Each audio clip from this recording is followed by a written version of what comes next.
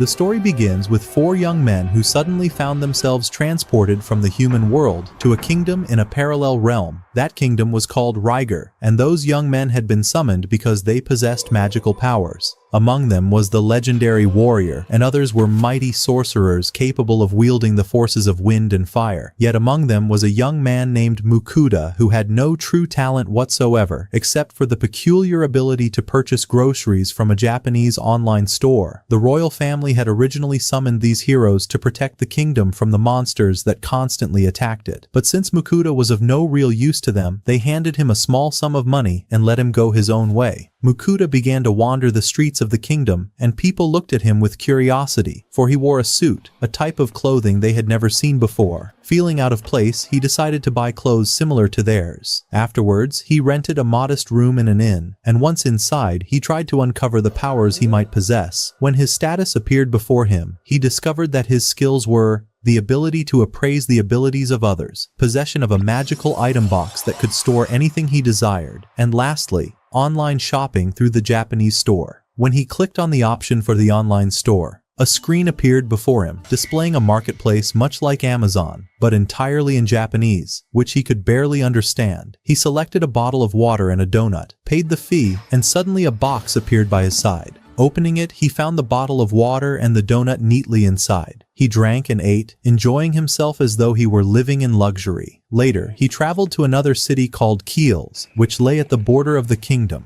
On the way, he spoke with a merchant traveling alongside him, who explained that he was heading there to sell soap, a rare commodity so scarce that only royalty possessed it. The merchant also revealed that his ability to carry goods was limited, and that if he had possessed the skill of the item box, he could have transported vast quantities of soap, but such a skill was exceedingly rare. During their conversation, the merchant asked Mukuda about his skill of appraisal, and upon hearing of it, was astonished. He told Mukuda that appraisal was an exceptionally rare power, possessed only by heroes summoned from other worlds, and otherwise found only within guilds or the hands of kings. This revelation reassured Mukuda, for it meant no one would be able to evaluate his abilities. The talkative merchant also told him that the kingdom was plagued with many problems, and there were rumors that the borders would soon be closed and travel forbidden. When Mukuda finally reached the village of Keels, he found the merchant's words true. Caravans were halted at the borders. He went to a place that offered traveling escorts and paid several gold coins to hire companions who would protect him from monsters and bandits. Mukuda hired a party led by a knight named Werner and agreed to provide food for them during the journey. The party consisted of the swordsman Vincent, the warrior Rita, the mage Ramon, and the healer Franca. The next morning, they set off together on their journey to the kingdom of Feinan. After traveling some distance through the forest, they stopped for a rest. Mukuda then drew a stove and a pot from his item box and prepared them a delicious meal. When they tasted it, they were astonished and praised him greatly. They continued on until Rita sensed danger approaching. Suddenly, a swarm of giant fly-like monsters rushed toward them.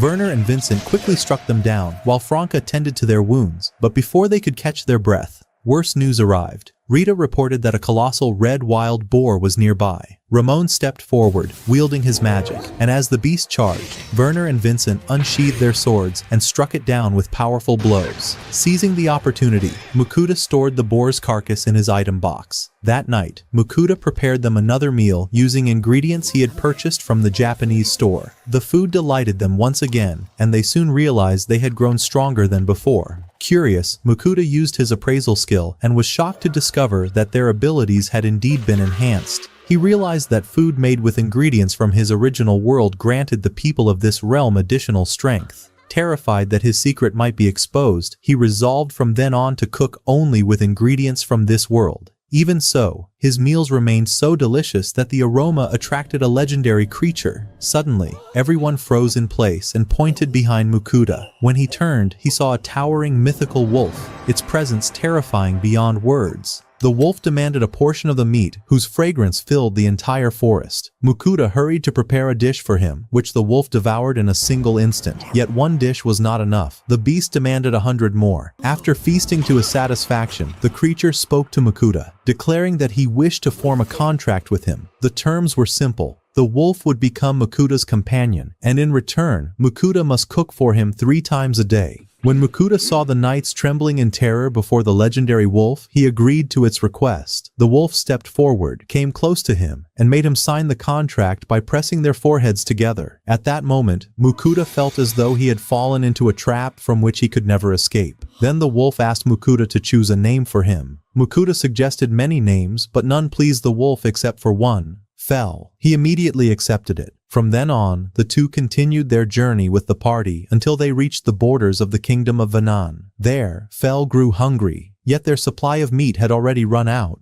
The wolf left them briefly and soon returned, dragging back a colossal legendary beast of high rank, known as the rock bird. The bird was so massive that Mukuta could not butcher it himself, so he entrusted the task to Werner and his party, on the condition that they keep the claws and beak to sell, since they were of great value. Once the bird was cut apart, Mukuta took the meat and prepared a magnificent meal as always. First, he gave the party their share, fearing that Fell might devour everything, then offered the wolf his portion, which Fell enjoyed immensely. As they approached the gates of the kingdom, they noticed the guards were numerous. Werner went ahead to reassure them that Fell would not harm anyone, and explained that the wolf was Mukuta's companion. When they all reached the gate, the captain of the guard still feared Fell might attack the citizens, but Mukuta calmed him and guaranteed that the wolf would cause no trouble. When it came time to enter, the adventurers showed their guild cards and were exempt from paying the entry fee, while Mukuta had to pay since he was not part of any guild. Once inside, Werner advised Mukuta to join the merchant guild if he intended to work as a trader, so that he would not have to pay taxes each time he entered a new kingdom. But Mukuta did not wish to become a merchant. Rather, he sought to sell the products he purchased from his online store in different kingdoms and villages. For that reason, he needed to join the Adventurers Guild to obtain a license to sell goods wherever he traveled. Beyond that, another problem arose. Who would butcher the enormous beasts that Fell hunted so that Mukuta could cook them? In the end, Werner had Mukuta sign that their escort mission was complete. They bid him farewell and departed. At that time, the king's aide summoned Mukuta to visit the king at the castle, to learn how he had managed to tame the legendary wolf. But Mukuta politely refused. Courtesy, however, did not work on the arrogant man named Felix, who suddenly grew frightened and fled in panic. Afterward, Mukuta took Fell with him to the merchant guild, paid the membership fee, and received his card. There, Fell asked him to prepare dinner. Mukuta drew meat from his item box, seared it in oil, and added sauce. Fell devoured it with delight, but Mukuta tested him by changing the sauce on another piece. Fell immediately noticed the difference, astonished that the same cut of meat could hold two distinct flavors. Soon after, Mukuta opened his online store and bought rice. Once he cooked it together with rockbird meat, the taste was extraordinary. He filled a bowl and ate it all by himself. Fell then asked to try the rice. When he did, he loved it, though he had always thought rice and grains tasteless. After filling his belly, Mukuta went to sleep, but woke again later to prepare the goods he intended to buy from the online store and sell to the merchant guildmaster. Thus the day came to an end. The next morning, he went to the merchant guild and showed the secretary the salt and pepper he carried. The moment she saw them, she rushed into the guildmaster's office, then returned and asked Mukuta to enter. Inside, the master was astonished by such goods, which only kings could afford. He asked Mukuta where he had obtained them. Mukuta replied that he had bought them from the online store. The guildmaster offered to buy them, bargaining until the price reached 17 gold coins. Since Mukuta had purchased them for merely 10 copper coins, the profit was enormous. He agreed, sold them, collected his gold, and left. He then went to the Adventurers Guild. When he told the receptionist he wanted to join, she gave him a form to fill out. After paying the membership fee, he received his card. The process was surprisingly easy, though to remain a member, he had to complete at least one quest each month. Moreover, the guild bore no responsibility for his safety during any quest. Mukuta began at the lowest rank, G rank. Looking at the quests available for his rank, he chose one to collect medicinal herbs, deciding to take it on the next day. As he stepped outside, Fell asked for dinner once more, and Mukuta cooked him a steak with his special sauce, which the legendary wolf relished as always. Meanwhile, Werner and his party, eating their modest meal in the forest, longed to taste once again the incredible food Mukuta had prepared, the kind of meal they had never before experienced in their lives. The next day, Mukuta awoke and prepared to head into the forest to gather some medicinal herbs for his task. Phil knew that he would not move from his place until he had breakfast, yet all the meat had been consumed. Therefore, they decided to go together into the forest so that Phil could hunt. Before leaving, the wolf erected a protective barrier around Makuta to prevent any monsters from attacking him during his absence, and then he set off for the hunt. Meanwhile, Makuta began using his evaluation skill to search for the medicinal herbs and quickly found them. Afterwards, he purchased minced meat, pasta, and some sauces from the electronics store and began cooking. When Phil returned, he had hunted the giant rock bird, leaving the other monsters he encountered in the forest. The moment he smelled the pasta, he eagerly searched for it. Makuta presented him with a plate, and although Phil did not recognize the strange food, he was astonished by its taste upon trying it. Subsequently, Makuta accompanied Phil back to the Adventurers Guild. The wolf placed him on his back and dashed at a tremendous speed, causing Makuta to feel as though he might fall off. When they reached the guild, Makuta fell from Phil's back and entered the guild, presenting the medicinal herbs he had gathered to the sullen clerk, who gave him only a very small amount of money. Later he learned that the guild also purchased dead monsters. He went to the guild's butcher and presented all the monsters Phil had hunted. The butcher was amazed, paying him vast sums, and also cut a portion of the monster meat to give Makuta for dinner, asking him to return the next day for his share of the remaining parts and the proceeds from the meat sales. Makuta took the meat and returned with Phil to their lodging. There he took eggs and spices from the toolbox, sliced the meat, and prepared it. He added the eggs, spices, and a little flour, frying it to make beefsteak. To conserve food, he layered the remaining minced meat from lunch atop the beefsteak. They enjoyed a delicious meal, concluding their day. The next day, Makuta returned to the butcher and was surprised to receive a large quantity of meat. He placed it in the toolbox. The butcher explained that monster meat sold for enormous sums because it was juicy and delicious, in addition to the hides and fangs, which fetched extremely high prices. He also gave Makuta magical stones found within the bodies of the monsters of rank AF. Makuta left the butcher's shop deep in thought, then decided to leave that kingdom and head toward another. Naturally, Phil agreed, as he only cared that Makuta fed him. The time and place were irrelevant. By evening, they had left the kingdom and reached an abandoned location in the forest. There, Makuta decided to purchase prepared food. Given that they had a significant amount of money, he opened the electronics store and bought meals from the finest types of meat. When he presented them to Phil, the wolf was amazed by their flavor. Makuta did not stop there. He cooked another type of meat with a new sauce, which Phil devoured, feeling that his energy had increased markedly. After finishing his meal, Makuta used evaluation on Phil and found that his energy had risen by 50%. At that moment, Phil decided to hunt monsters in the forest. As usual before departing, he erected a protective barrier around Makuta and then sprinted into the forest. Meanwhile, Makuta prepared his sleeping area and decided to rest until Phil returned. Phil, having reached the forest and empowered by his increased strength, began seeking the strongest monsters. He attacked the king of the Uraks and killed him with a single strike of his claws. He then confronted a three-headed monster, half lion and half serpent, and defeated it instantly as he had with the previous foe. Excited, he felt the urge to challenge an even stronger opponent.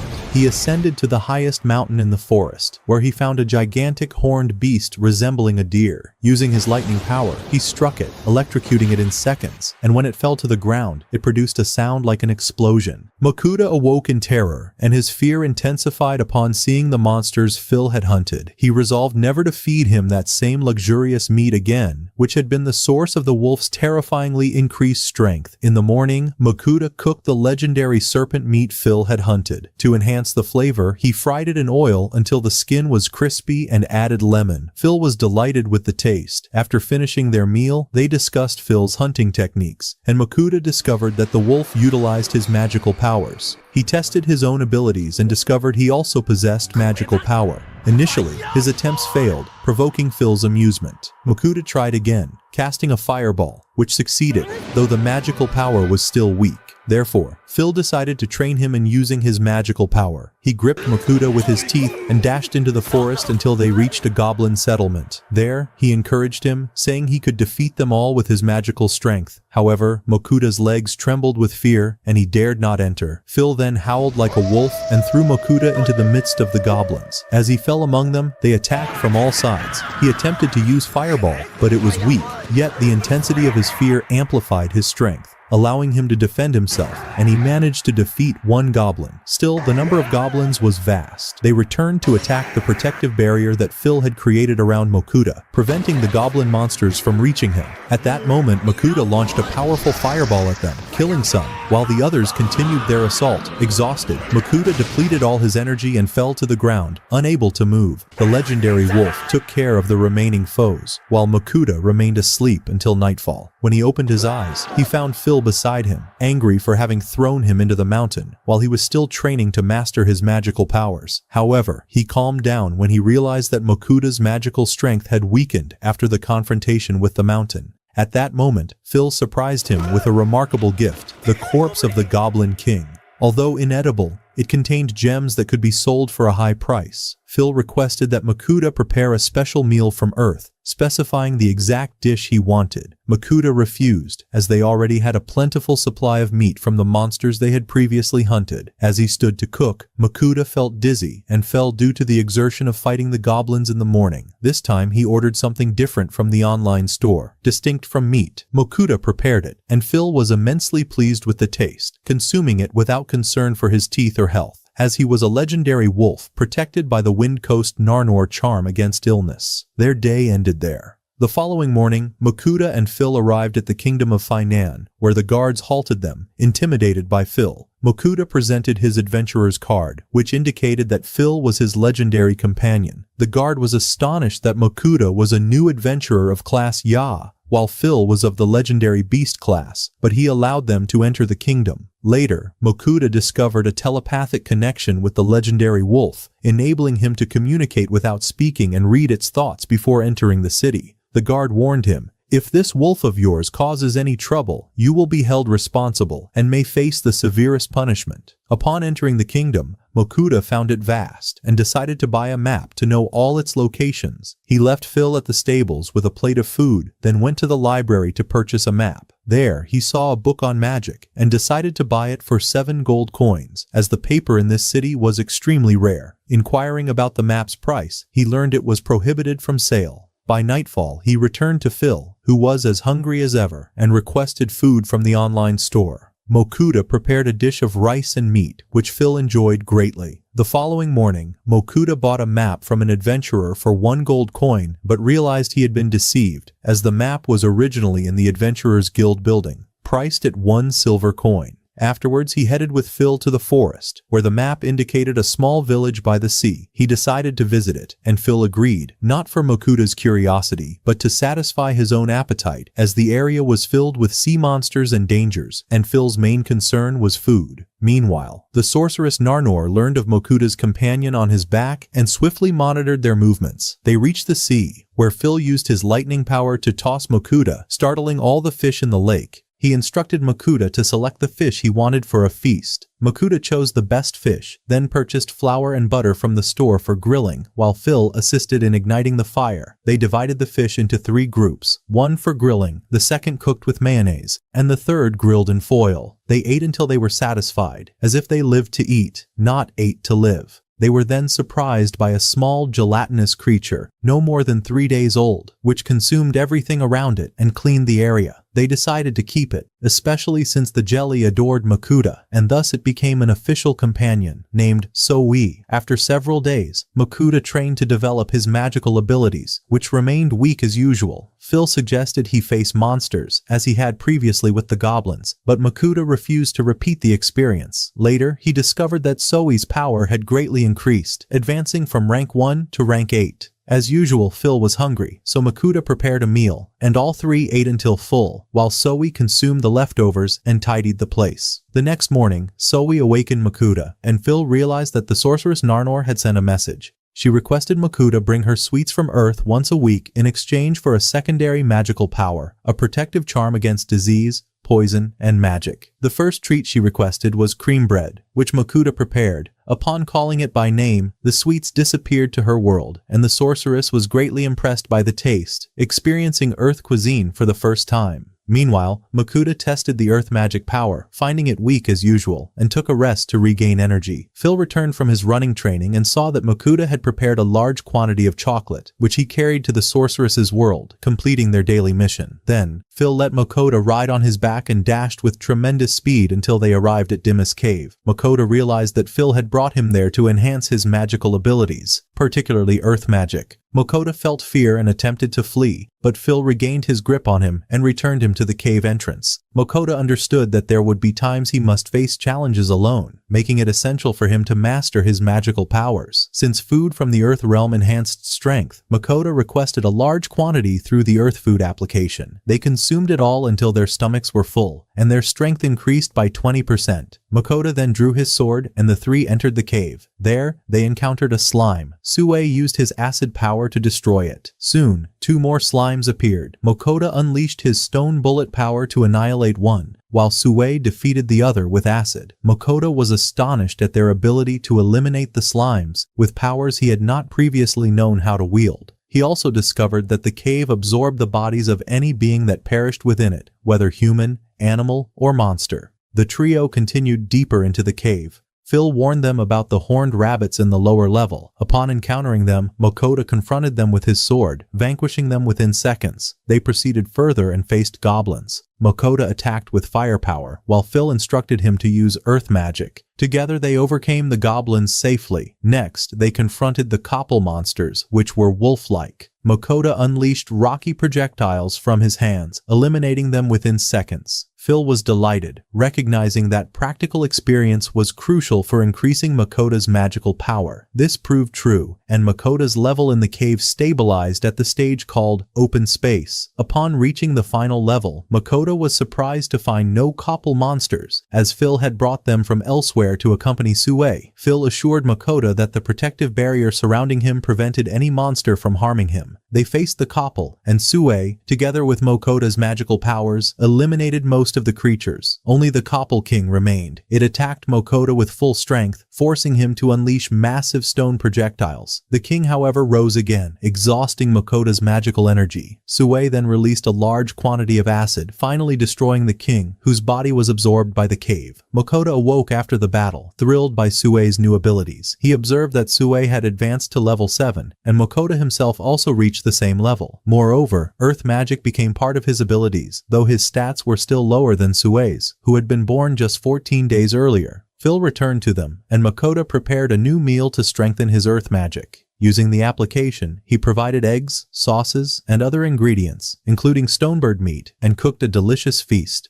The three of them ate until full, concluding the day in satisfaction. The next day, they reached a forest, divided into 2 sections, one controlled by Ortis monsters and the other by Griffin monsters. Humans, fearing these creatures, usually took a longer path to pass safely. Makoto, terrified, asked Phil to take the alternate route, but Phil was unafraid, for these monsters could not overpower him. Makoto remained anxious. Suddenly, 3 Ortis monsters surrounded them, each with a head combining the features of a wolf and a serpent, causing Makoto extreme terror. Of course, none of this concerned Phil. He instructed Makoto to let Sue descend from his back and hide in any safe spot. Makoto hesitated but quickly complied, slipping down and observing the scene from behind the trees. Phil then surprised them with a simple movement of his claw, unleashing a terrifying lightning strike that split one of the monsters in 2. The remaining 2 monsters were frightened and fled, while Makoto, astonished, inquired about the name of the skill used against the creatures. Phil explained that it was called the rending claw, a technique capable of slicing any monster in half at will. Afterward, Phil felt extremely hungry, prompting Makoto to begin preparing their meal. Makoto remained anxious the entire time, constantly glancing around in fear that the orc monsters might attack them again, especially as they were still within their territory. However, he calmed somewhat upon realizing that the protective barrier Phil had created would shield them from any potential threat. Makoto asked how much time remained to cross the forest and learned that 3 weeks of their journey were still ahead. He decided to ration the remaining meat sparingly to last the journey and began preparing the massive black serpent meat, removing the bones and smiling. Although the recipe was traditionally made with chicken breasts, he adapted it to mimic the chicken flavor with the serpent, adding sauces and spices. The result was a dish of exquisite taste, which delighted Phil and Sue, who requested a large portion. They consumed it until fully satisfied, leaving only a small portion, which they turned into sandwiches, concluding their day on this note. The following morning, while traversing the forest, they encountered mushrooms with extraordinary healing properties, capable of curing any illness and even restoring broken bones. Makuta collected some to carry for emergencies, while Sui consumed enough to make his body glow with the mushroom's hue.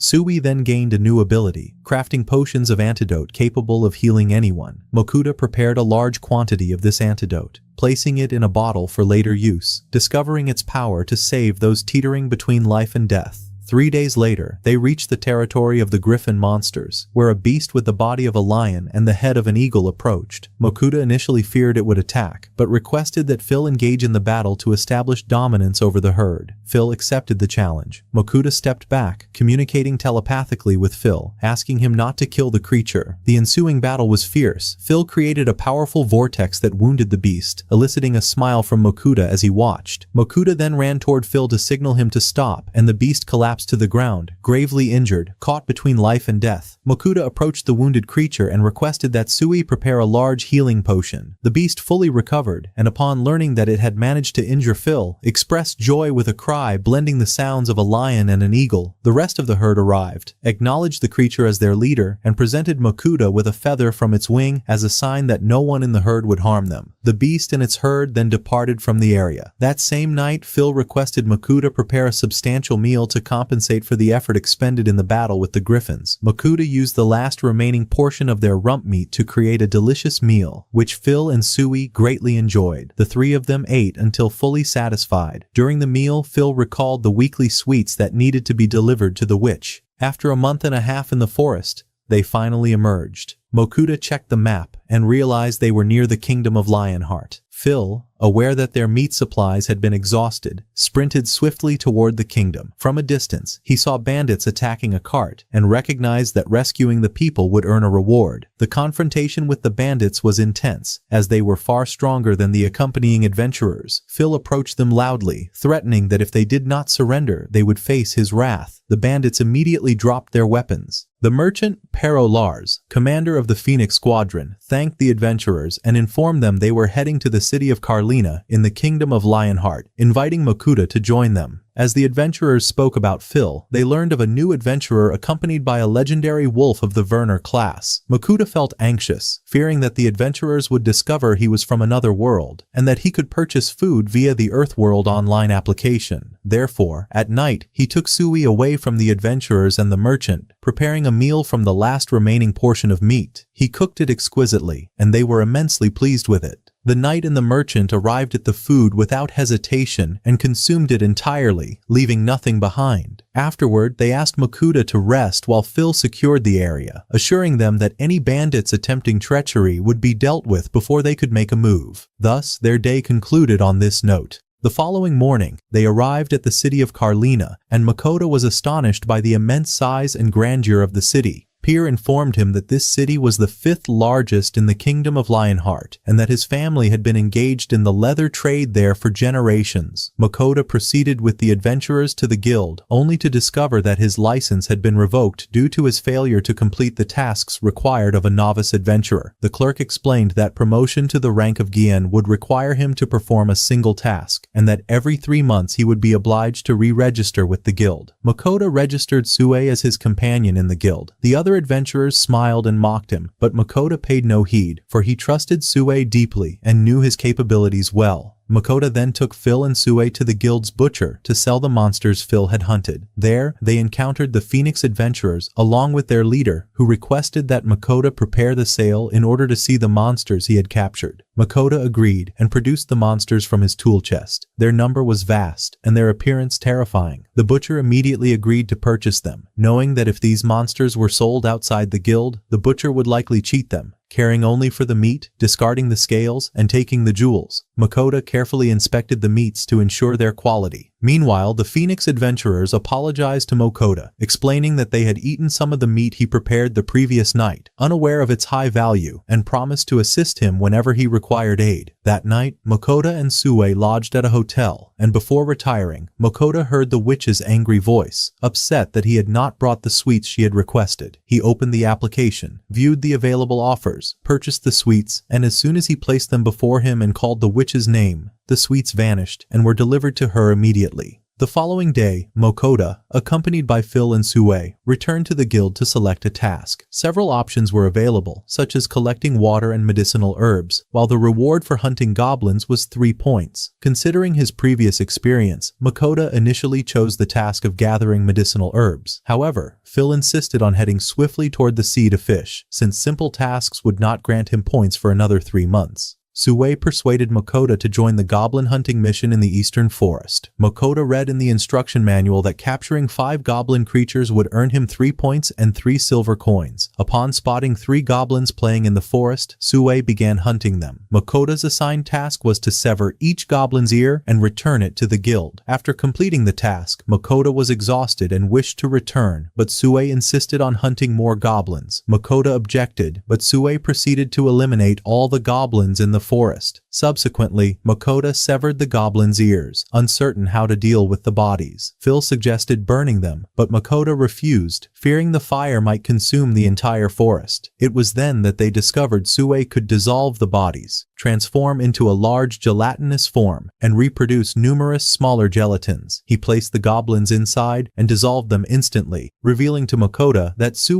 was a formidable weapon capable of eradicating large numbers of monsters and producing substantial quantities of medicinal gel for wounds. Upon the mission's success, Makoto rewarded Sue by purchasing pastries and sausages through the application, ensuring the food was abundant, which greatly pleased them. When Makoto reviewed the mission sheet, he realized he had completed a task intended to take 3 months in a single day, thanks entirely to Sue. They then proceeded to the guild to present proof of task completion, astonishing everyone with Makoto's achievement. The guildmaster, William, requested to meet Makoto and his companions. Upon arriving at his office, William was astonished by the number of goblins killed, initially assuming Phil had accomplished the feat. However, Sue revealed the truth. Makoto received a message from the king stating that the royal family and nobility would not harm him, and that he could live freely within the kingdom, provided he aided them when necessary. He was offered the use of his powers to achieve promotion to rank Gim in exchange for Phil performing high-level missions across worlds, to which Phil agreed. The guildmaster opened his office door for their departure, and Makoto requested permission to sell additional monsters to the guild. They visited the butcher, Johan, to sell Chimera and Orts monsters, among the highest-ranked and rarest of beasts, with prices so steep that even the guild could not afford them.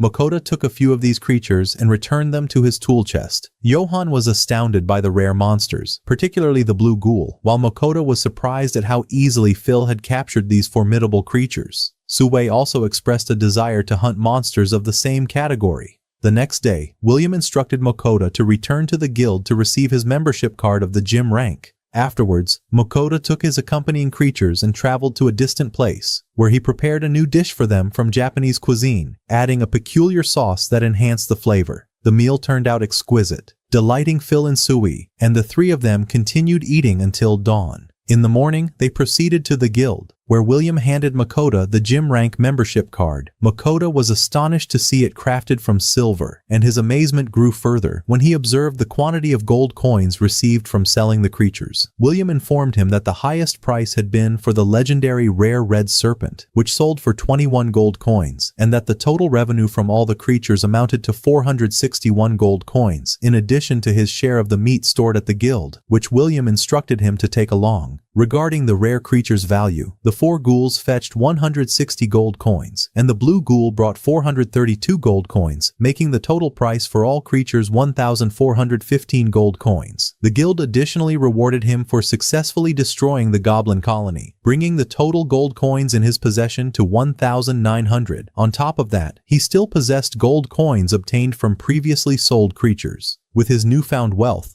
Makoto had become a potential target for bandits, making it imperative that no one discovered his fortune. Following this, William assigned him 2 difficult missions. The first was to hunt the metal lizard, and the second to tame a herd of bloodhorn sirens. He instructed Makoto to begin with the lizard, noting that its nest was located in Pascal Mountain, 2 days' journey from the guild. The lizard had chosen this mountain because of the abundance of its favorite food, and no adventurer had ever reached it before due to its metallic scales, which rendered it impervious to any blows. As for the sirens, they dwelled in the plains west of Pascal Mountain. The route to their territory was extremely treacherous, and no adventurer had ever reached them due to their aggression and large numbers. Makoto was particularly eager to hunt them because of the exceptional quality of their meat. The guild had assigned only a modest reward for these missions, aware of the creature's difficulty. Nevertheless, Makoto and his accompanying creatures left the guild, deciding to commence their journey the following morning. Makoto first visited the leather merchant to acquire supplies, requesting to see the available bags. Sui selected an exquisite bag and immediately leapt into it. Makoto purchased the bag Sui had chosen, then sought a belt to secure his dagger, and also bought a wallet and a new pair of boots. The total cost for all the items was 11 gold coins, but Lumber decided to gift them to Makoto free of charge in gratitude for saving his life previously.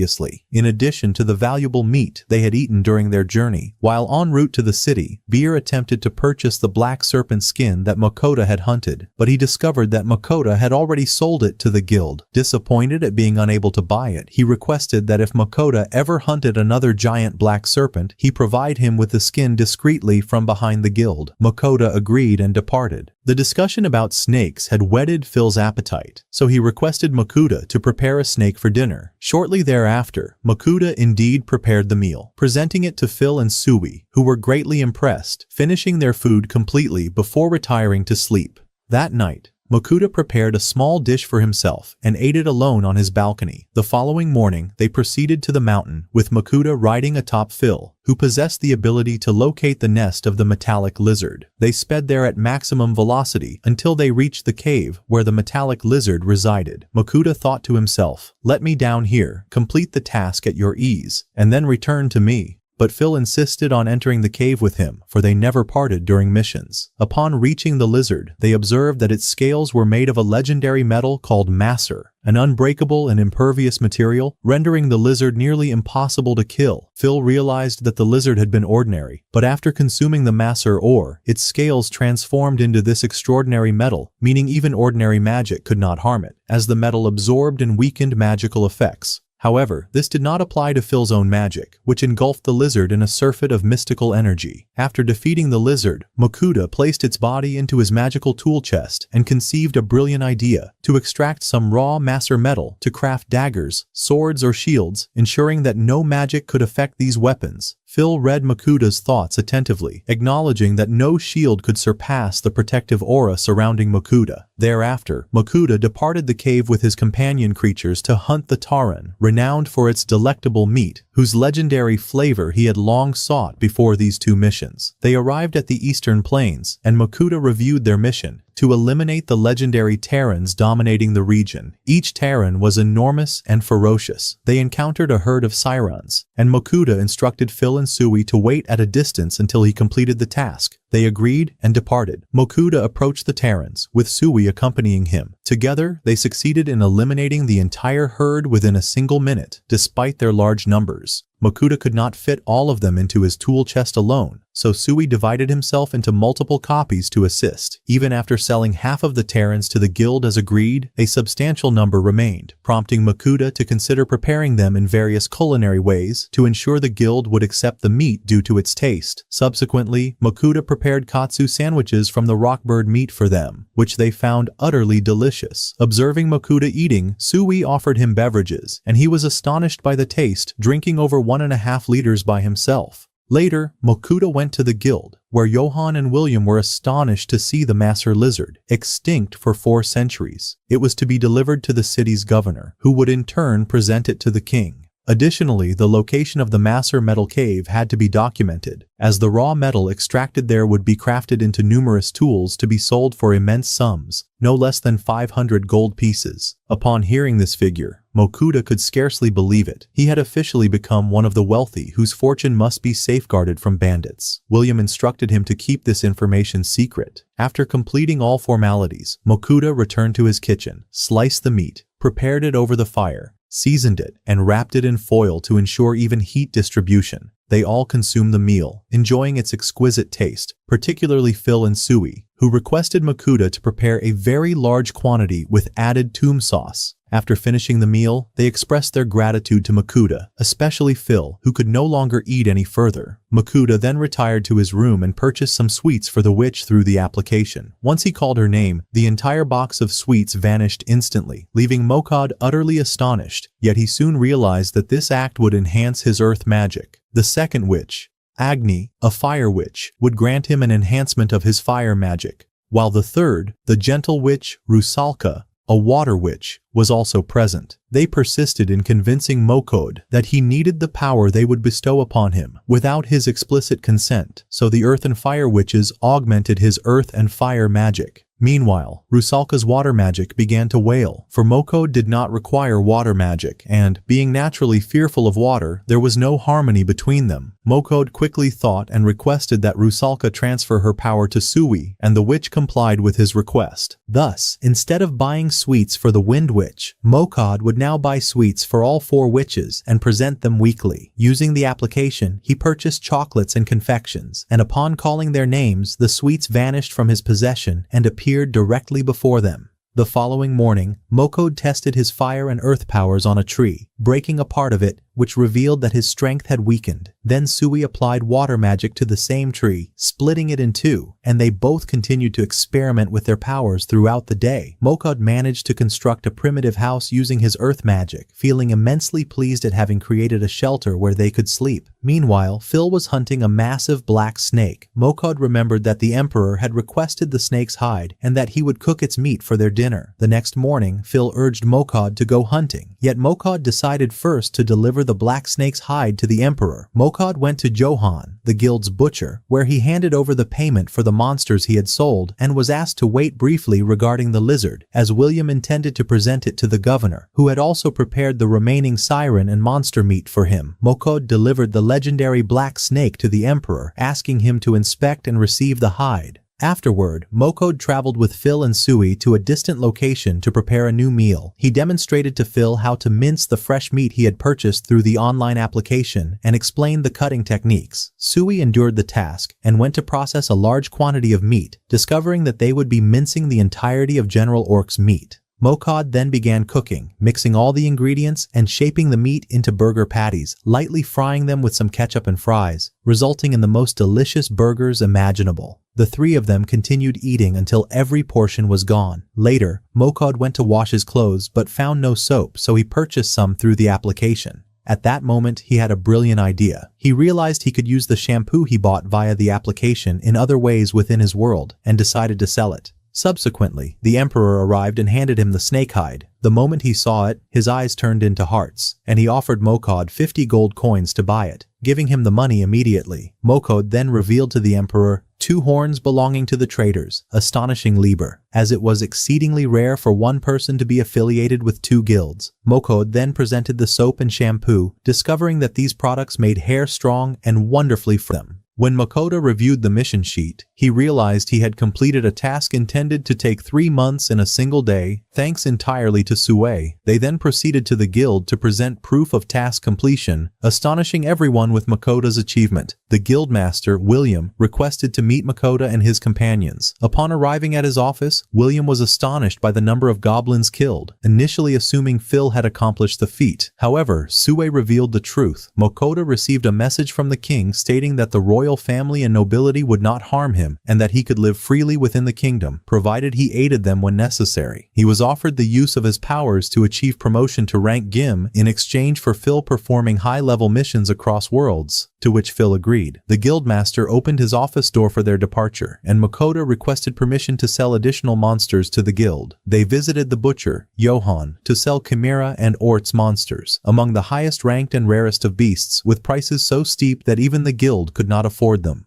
Makoto took a few of these creatures and returned them to his tool chest. Johan was astounded by the rare monsters, particularly the blue ghoul, while Makoto was surprised at how easily Phil had captured these formidable creatures. Sue also expressed a desire to hunt monsters of the same category. The next day, William instructed Makoto to return to the guild to receive his membership card of the gym rank. Afterwards, Makoto took his accompanying creatures and traveled to a distant place, where he prepared a new dish for them from Japanese cuisine, adding a peculiar sauce that enhanced the flavor. The meal turned out exquisite, delighting Phil and Sui, and the three of them continued eating until dawn. In the morning, they proceeded to the guild, where William handed Makoto the gym rank membership card. Makoto was astonished to see it crafted from silver, and his amazement grew further when he observed the quantity of gold coins received from selling the creatures. William informed him that the highest price had been for the legendary rare red serpent, which sold for 21 gold coins, and that the total revenue from all the creatures amounted to 461 gold coins, in addition to his share of the meat stored at the guild, which William instructed him to take along. Regarding the rare creature's value, the 4 ghouls fetched 160 gold coins, and the blue ghoul brought 432 gold coins, making the total price for all creatures 1,415 gold coins. The guild additionally rewarded him for successfully destroying the goblin colony, bringing the total gold coins in his possession to 1,900. On top of that, he still possessed gold coins obtained from previously sold creatures. With his newfound wealth, Makoto had become a potential target for bandits, making it imperative that no one discovered his fortune. Following this, William assigned him 2 difficult missions. The first was to hunt the metal lizard, and the second to tame a herd of bloodhorn sirens. He instructed Makoto to begin with the lizard, noting that its nest was located in Pascal Mountain, 2 days' journey from the guild. The lizard had chosen this mountain because of the abundance of its favorite food, and no adventurer had ever reached it before due to its metallic scales, which rendered it impervious to any blows. As for the sirens, they dwelled in the plains west of Pascal Mountain. The route to their territory was extremely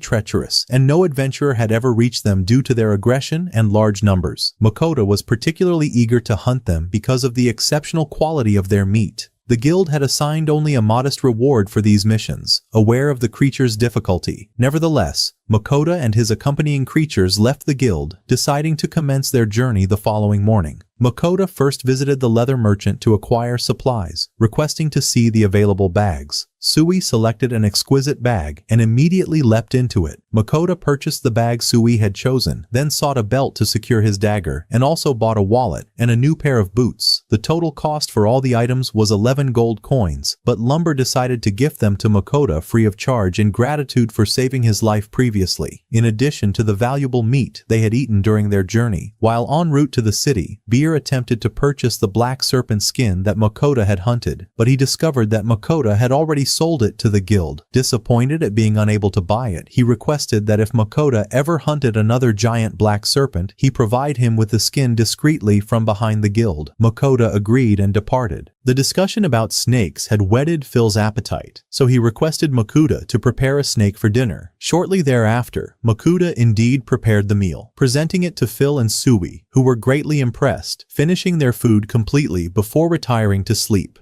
That night, Makoto prepared a small dish for himself and ate it alone on his balcony. The following morning, they proceeded to the mountain, with Makoto riding atop Phil, who possessed the ability to locate the nest of the metallic lizard. They sped there at maximum velocity until they reached the cave where the metallic lizard resided. Makoto thought to himself, "Let me down here, complete the task at your ease, and then return to me." But Phil insisted on entering the cave with him, for they never parted during missions. Upon reaching the lizard, they observed that its scales were made of a legendary metal called masser, an unbreakable and impervious material, rendering the lizard nearly impossible to kill. Phil realized that the lizard had been ordinary, but after consuming the masser ore, its scales transformed into this extraordinary metal, meaning even ordinary magic could not harm it, as the metal absorbed and weakened magical effects. However, this did not apply to Phil's own magic, which engulfed the lizard in a surfeit of mystical energy. After defeating the lizard, Makoto placed its body into his magical tool chest and conceived a brilliant idea to extract some raw masser metal to craft daggers, swords, or shields, ensuring that no magic could affect these weapons. Phil read Makoto's thoughts attentively, acknowledging that no shield could surpass the protective aura surrounding Makoto. Thereafter, Makoto departed the cave with his companion creatures to hunt the Taran, renowned for its delectable meat, whose legendary flavor he had long sought before these 2 missions. They arrived at the eastern plains, and Makoto reviewed their mission to eliminate the legendary Terrans dominating the region. Each Terran was enormous and ferocious. They encountered a herd of sirens, and Makoto instructed Phil and Sui to wait at a distance until he completed the task. They agreed and departed. Mokuda approached the Terrans, with Sui accompanying him. Together, they succeeded in eliminating the entire herd within a single minute, despite their large numbers. Mokuda could not fit all of them into his tool chest alone, so Sui divided himself into multiple copies to assist. Even after selling half of the Terrans to the guild as agreed, a substantial number remained, prompting Mokuda to consider preparing them in various culinary ways to ensure the guild would accept the meat due to its taste. Subsequently, Mokuda prepared katsu sandwiches from the rockbird meat for them, which they found utterly delicious. Observing Mokuda eating, Sui offered him beverages, and he was astonished by the taste, drinking over 1.5 liters by himself.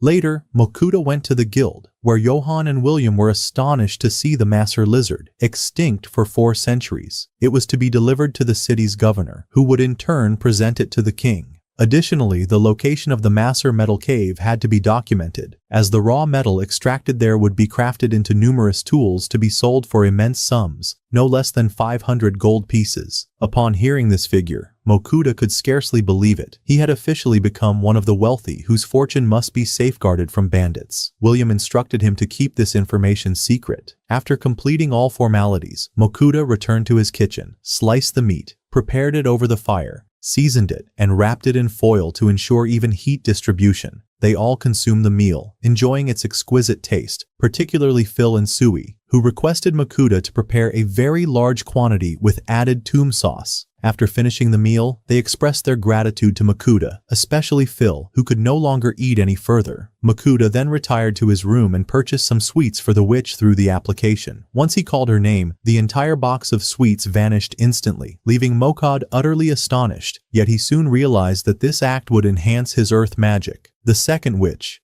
Agni, a fire witch, would grant him an enhancement of his fire magic, while the third, the gentle witch, Rusalka, a water witch, was also present. They persisted in convincing Mokod that he needed the power they would bestow upon him without his explicit consent, so the earth and fire witches augmented his earth and fire magic. Meanwhile, Rusalka's water magic began to wail, for Mokod did not require water magic, and, being naturally fearful of water, there was no harmony between them. Mokod quickly thought and requested that Rusalka transfer her power to Sui, and the witch complied with his request. Thus, instead of buying sweets for the Wind Witch, Mokod would now buy sweets for all 4 witches and present them weekly. Using the application, he purchased chocolates and confections, and upon calling their names, the sweets vanished from his possession and appeared directly before them. The following morning, Mokod tested his fire and earth powers on a tree, breaking a part of it, which revealed that his strength had weakened. Then Sui applied water magic to the same tree, splitting it in 2, and they both continued to experiment with their powers throughout the day. Mokod managed to construct a primitive house using his earth magic, feeling immensely pleased at having created a shelter where they could sleep. Meanwhile, Phil was hunting a massive black snake. Mokod remembered that the emperor had requested the snake's hide and that he would cook its meat for their dinner.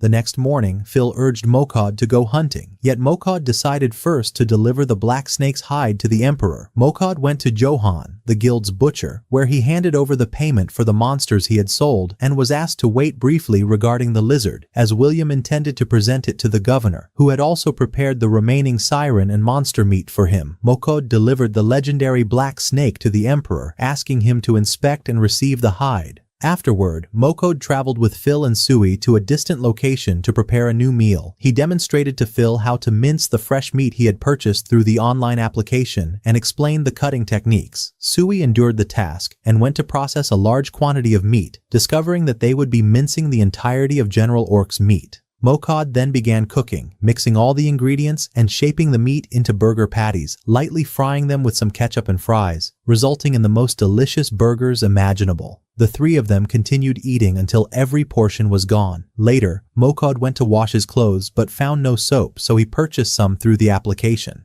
At that moment, he had a brilliant idea. He realized he could use the shampoo he bought via the application in other ways within his world and decided to sell it. Subsequently, the emperor arrived and handed him the snake hide. The moment he saw it, his eyes turned into hearts, and he offered Mokod 50 gold coins to buy it, giving him the money immediately. Mokod then revealed to the emperor 2 horns belonging to the traders, astonishing Liber, as it was exceedingly rare for one person to be affiliated with 2 guilds. Mokode then presented the soap and shampoo, discovering that these products made hair strong and wonderfully fragrant.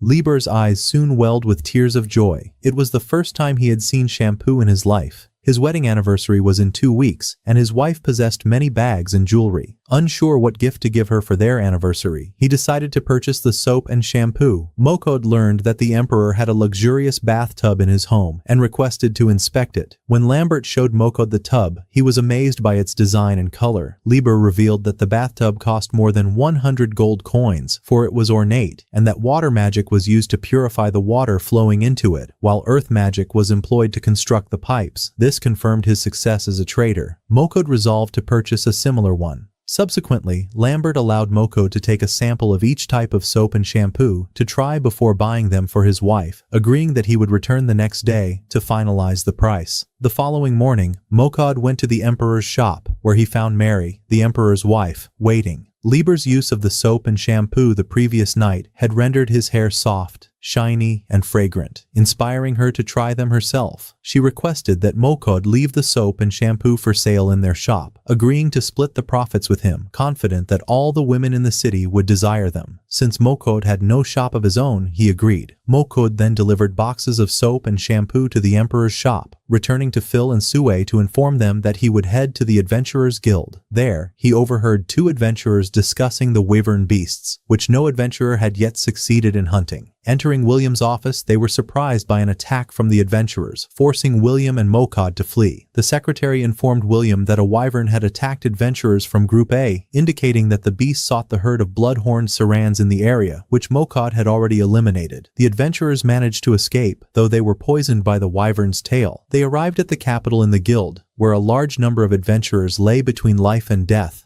Mokode administered substantial doses of the healing medicine prepared by Sue, and the wounds vanished instantly. William then requested that all adventurers in Group A participate in the wyvern hunt. Mokode felt fear, knowing he would join the adventurers to hunt the beast before it attacked the city. Phil informed William that he would undertake the mission, retaining the wyvern corpses for consumption, and William agreed, promising a great reward if Phil eliminated the entire flock. He asked the adventurers to accompany him, but Phil refused for their safety, and William consented to his going alone, saying, "My son, I beseech you, protect our city." Phil mounted Mokode on his back and sped toward the western plains, where they observed the wyvern flock. Mokode assessed their strength, noting the beast's ferocity. A single strike of their tail was lethal and poisonous. Phil then took Sue on his back to teach him how to defeat the beast. Phil charged to attack them, focusing his strikes on the head and wings, for these were the weak points of the birds. He instructed Sue not to strike the birds' bodies to avoid harming them, and so he and Sue continued their efforts to eliminate the wyvern monsters. When Mokode saw Sue fighting fiercely, he felt disturbed, for he had assumed Sue was gentle, only to discover he was a predatory beast, just like Phil. Suddenly, one of the wyvern birds attacked Mokode, but the protective mask he wore shielded him completely. Sue intervened, defeating the attacking bird.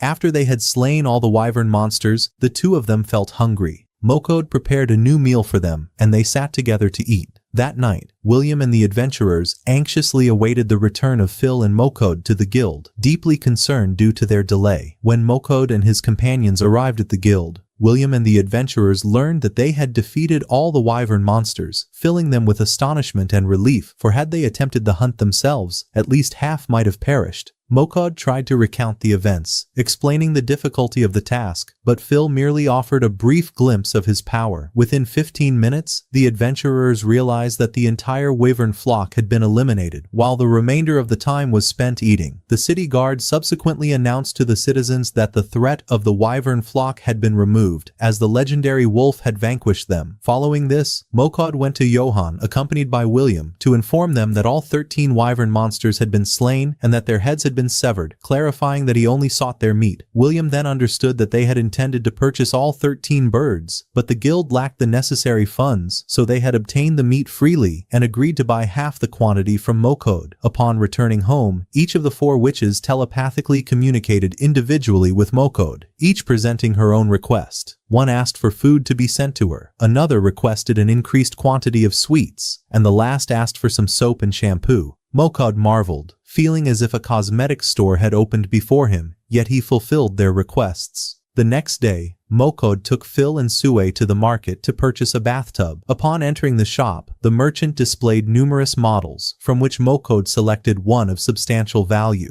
To obscure his wealth, the merchant mentioned that the tub could be purchased in installments provided a guarantor was present. The merchant was astonished when Mokode paid the full amount in cash and carried it in his magical tool chest. Mokode hurried to the forest to test the bathtub, placing it inside a small house he had created using earth magic. Sue filled it with water, and Mokode used fire magic to warm the water before fully immersing himself. Afterwards, he purchased soap and shampoo through the app and enjoyed bathing with Sue, relishing the scent of shampoo and water. They completed the bath and drank 2 servings of iced coffee. Subsequently, Mokode began preparing dinner, composed of wyvern meat. He sliced onions, cut the wyvern meat, added a little water, sauce, and ginger paste, stirred the mixture over the fire, then combined all the ingredients and let them cook, producing the most exquisite dish one could taste, with all ingredients available except for the wyvern meat. When Phil had not yet returned, Mokode prepared another meat dish, cutting it into cubes and cooking it with ketchup and sauce. Phil returned with the terrestrial fire dragon he had captured, resembling a dinosaur. Mokode felt slightly anxious, as the guild had not yet received all the wyvern meat and might refuse to purchase the dragon meat. However, Phil reassured him that the guild would certainly accept it, especially since the terrestrial dragon was exceedingly rare. At that moment, Phil caught the aroma of the food Mokode had prepared and felt an intense desire to taste it. Mokudo refused, for Phil was in urgent need of a bath after his body had become covered in dust from his battle with the earth dragon. And before beginning the bath, Mokudo purchased pet dog grooming equipment through the application to brush Phil's fur. Then, he used fire magic to heat the water, and Sue helped him transform the water into a shower. Mokudo wet Phil's fur and began the shampooing process, and as soon as Phil felt it on his body, he was greatly pleased. After Phil finished his bath, wind magic combined with fire was used to dry his fur completely, absorbing all the water, as clearly observed.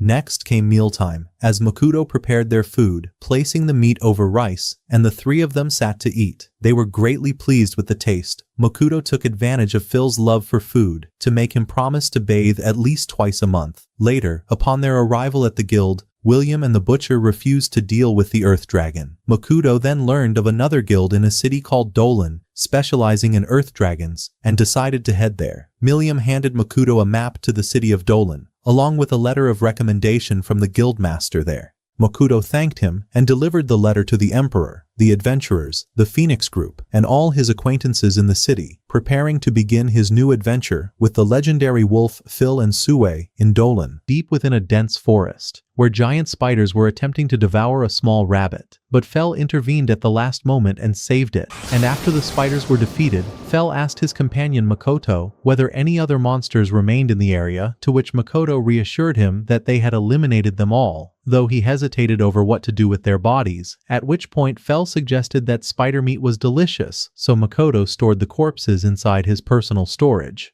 At the same time, the small slime inside Makoto's bag became upset because the spiders had been killed before it could play with them. But Makoto quickly calmed it down, and after the effort he had expended, Fel began to feel hungry and asked for food. So Makoto prepared a dish called gyoza, using meat, vegetables, and seasonings, with help from Sui the slime and Fel. And once the cooking was finished, the dish turned out perfectly, and Fel and Sui ate it eagerly and enjoyed it greatly. At that moment, a small dragon was watching them from afar, and suddenly it leapt toward them, and at the same instant, Makoto heard a voice inside his head asking for food, which shocked him. So Fel explained that this was a rare dragon capable of telepathy. And once Makoto understood, he offered it the gyoza, which the dragon loved and immediately asked for more, prompting Makoto to give it the rest of his portion, after which the dragon began speaking to them through telepathy and asked to join their party, making Sui happy at gaining a new friend, though Makoto initially refused to accept the dragon, only for Fel to approve its inclusion, leaving Makoto astonished to realize that all legendary monsters in the world had been chasing him simply for his food. After that, Makoto gave the dragon a new name,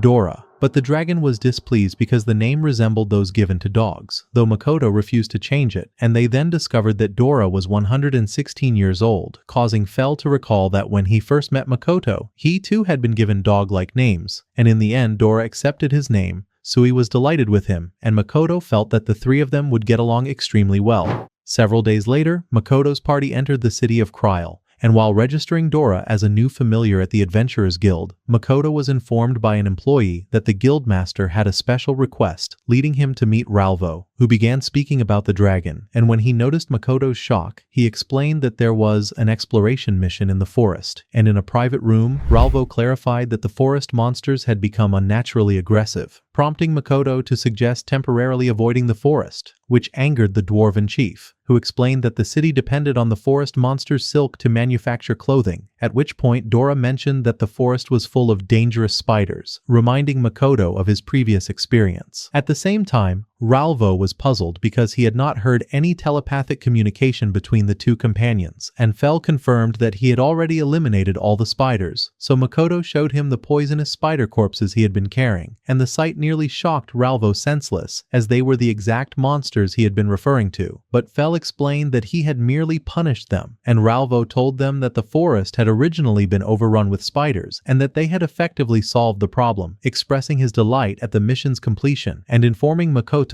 that the spider materials could be sold for a good price and their meat cooked in delicious ways. Makoto was surprised to see Fell and Dora eagerly longing to taste the boiled spider meat, but he agreed after Sui asked to try it, and he requested that Ralvo sell the materials and prepare the meat. And while waiting for the guild's procedures to be completed, Makoto and his companions wandered through the clothing market, where Makoto admired an exceptionally soft fabric but was shocked by its high price, only for the merchant to tell him that other cities sold it for even more. And when Ralvo returned, he presented the prepared meat and explained that he had left the outer shell on the legs to preserve the flavor, prompting Makoto to notice that the spider legs resembled crab legs. And when Ralvo cracked open a crispy boiled leg and handed them a piece of tender meat, they immediately declared a crab feast and began preparing side dishes to accompany the boiled legs. Makoto asked Dora to enjoy the meal and consider it a welcome party, which Dora happily accepted. And as the eating began, Makoto left them to enjoy themselves and went to prepare his own meal, grilling some of the spider meat, though his companions wanted some as well. And Dora remarked that he was glad he had chased Makoto all that distance, which surprised him,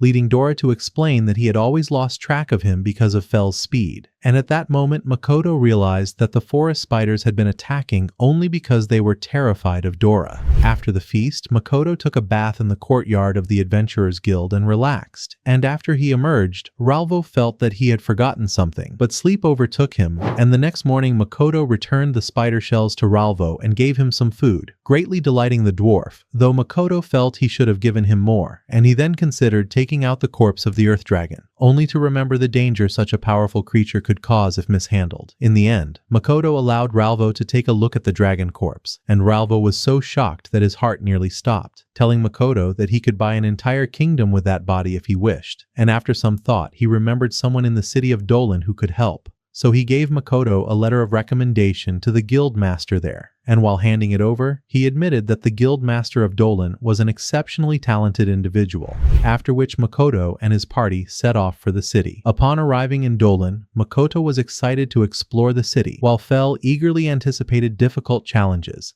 and since Makoto was extremely cautious, he had no desire to enter dungeons, but Fell rushed toward the city out of enthusiasm for meat, forcing them all to line up at the gate, which puzzled Dora until Makoto reminded him of the inspection process. And when the people noticed the legendary monsters, Makoto quickly reassured them that they were merely his familiars. And when the guards approached, he explained that he had come to meet the guild master, and after presenting his card, they were introduced to Erland, the guild master of Dolan, who welcomed them inside and explained that Ralvo had already briefed him on the situation, then produced a magical dragon stand, and immediately began jotting down research notes, making Dora feel uncomfortable, and leaving Erland surprised by the dragon's behavior, which differed from what was recorded. After that, Erland remembered the earth dragon, and took Makoto to the storage area to prepare it, recalling his childhood when he had participated in a large campaign to slay a dragon, and had been only a rank B adventurer, forbidden even from approaching the meat preparation, so he trained relentlessly until he became a rank S adventurer, solely to see another dragon with his own eyes, and now his wish had been fulfilled when Makoto laid the corpse of the massive reptilian creature before him, causing Erlin's mouth to water with greed as he brought out ominous-looking experimental tools and began examining the meat, while Fell wondered why he did not simply serve it. And Makoto calmed his hungry companion before Erland asked about Dora's preferred food, to which Makoto replied that Dora had no particular preference and ate almost anything Makoto cooked, a revelation that shocked Erland because research claimed that fairy dragons were herbivores, but Makoto clarified that Dora ate nearly everything, especially meat, further confusing Erland about how Makoto was able to communicate with the young dragon. And when he learned that Makoto used telepathy, he bombarded him with questions. And despite his eccentric behavior, Erland proved to be exceptionally skilled at meat preparation. At that moment, Fell asked when he would finally be given a taste of the precious dragon meat, causing Erland to stare at him in disbelief, wondering whether filling his stomach was all that mattered to him. And when Erland saw the clear desperation on Fell's face, he began pleading with Makoto to allow him to taste just a single piece, emphasizing that the final decision over who would share the meat rested entirely with Fell. So Fell thought for a short while before saying that it would be fair to give Erland a share, but only on the condition that he himself would receive the finest cuts. After that, Makoto and the others sat outside,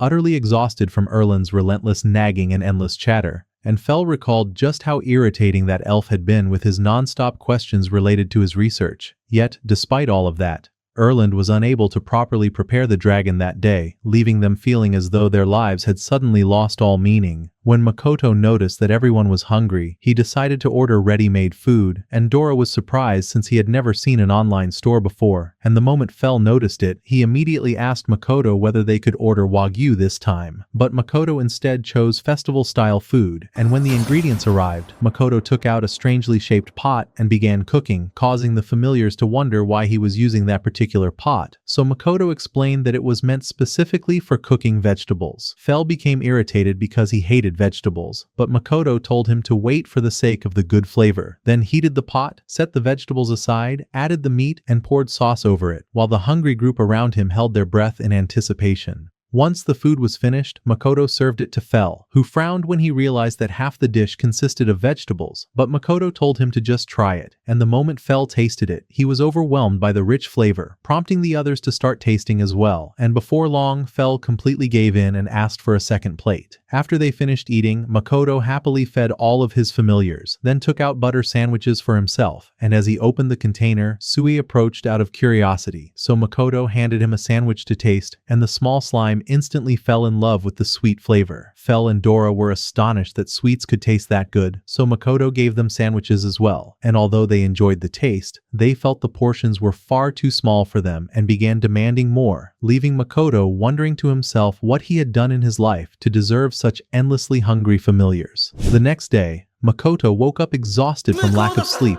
and headed to the Adventurers Guild after enduring his familiars pestering him all night about the dragon meat. And while he was greeting Yoger, Erland came rushing out of the storage room, panting heavily after running back and forth 5 times in a row, declaring that he had spent the entire night conducting experiments on the dragon's body and was finally ready to properly cut it up. Then he produced a special mithril knife and drove it into the dragon's hide, but the moment he tried to cut through the skin, the blade shattered like glass, leaving everyone stunned, and Fell demanded to know how Erland planned to prepare the precious dragon meat without a knife. Erland replied that he needed a blade stronger than mithril, which meant they would have to wait even longer before the dragon could be prepared, and upon hearing this, Fell fell into a deep depression and collapsed onto the ground in psychological shock, lying there while thinking that his life was completely ruined. At that moment, Yoger explained that the guild did not possess any other mithril knives, and told Makoto that they would need mithril ore to forge a new blade, and the instant Fell heard that, he jumped up, eager to rush out immediately, but Makoto stopped the hungry beast and reminded him that if he stormed into a dungeon and destroyed everything just for a bit of mithril, he would become far too famous, which would completely ruin their peaceful life. And after Makoto's warning, Fell finally calmed down, prompting Makoto to prepare a simple lunch to cheer him up. taking out slices of thigh meat and cooking them together with the leftover vegetables from the previous meal. As he stirred the ingredients in the pan, Makoto added sauces and seasonings to perfect the flavor, and once the dish was fully cooked, he served it over white boiled rice with peppers to complete the meal. And the moment everyone gathered to eat, they quickly forgot all about the precious dragon meat, leaving Makoto relieved that he no longer had to listen to their constant complaints, though deep down he knew he had to resolve the dragon issue as soon as possible. At the same time, high in the heavens, the four rulers were crying because Makoto had stopped sending offerings, and suddenly two angry men appeared and extorting a helpless man, so Makoto told the rulers to keep him out of their conflict. But the two men intervened nonetheless, with one introducing himself as Hephaestus, the ruler of blacksmithing, and the other declaring himself Vahan, the ruler of war. When Makoto learned that Hephaestus was a blacksmith, he asked whether he could do something about the knife, and Hephaestus replied that he could enhance any blade and raise its quality to a higher level, but of course he would not grant his blacksmithing blessing for free and demanded alcohol as payment. At the same time, Vahan showed great interest in the strange items inside Makoto's supermarket, while Hephaestus ignored them entirely and focused on Makoto. And since Hephaestus could not directly enhance Makoto himself, Vahan decided to take advantage of the situation and offer to enhance Makoto's combat abilities. But Makoto refused, explaining that he disliked fighting, so Vahan reminded him that he would be entering a dungeon soon, prompting him to consider another objective, and for that reason, Makoto asked him to bless Fel and Dora. And while the rulers were blessing Fel, Dora, and Sui, Makoto requested offerings for all of the rulers. Once they received the offerings, the men enjoyed the food, fighting over cosmetics, and Ninria reminded Makoto of how he had neglected her before and warned him not to forget her again,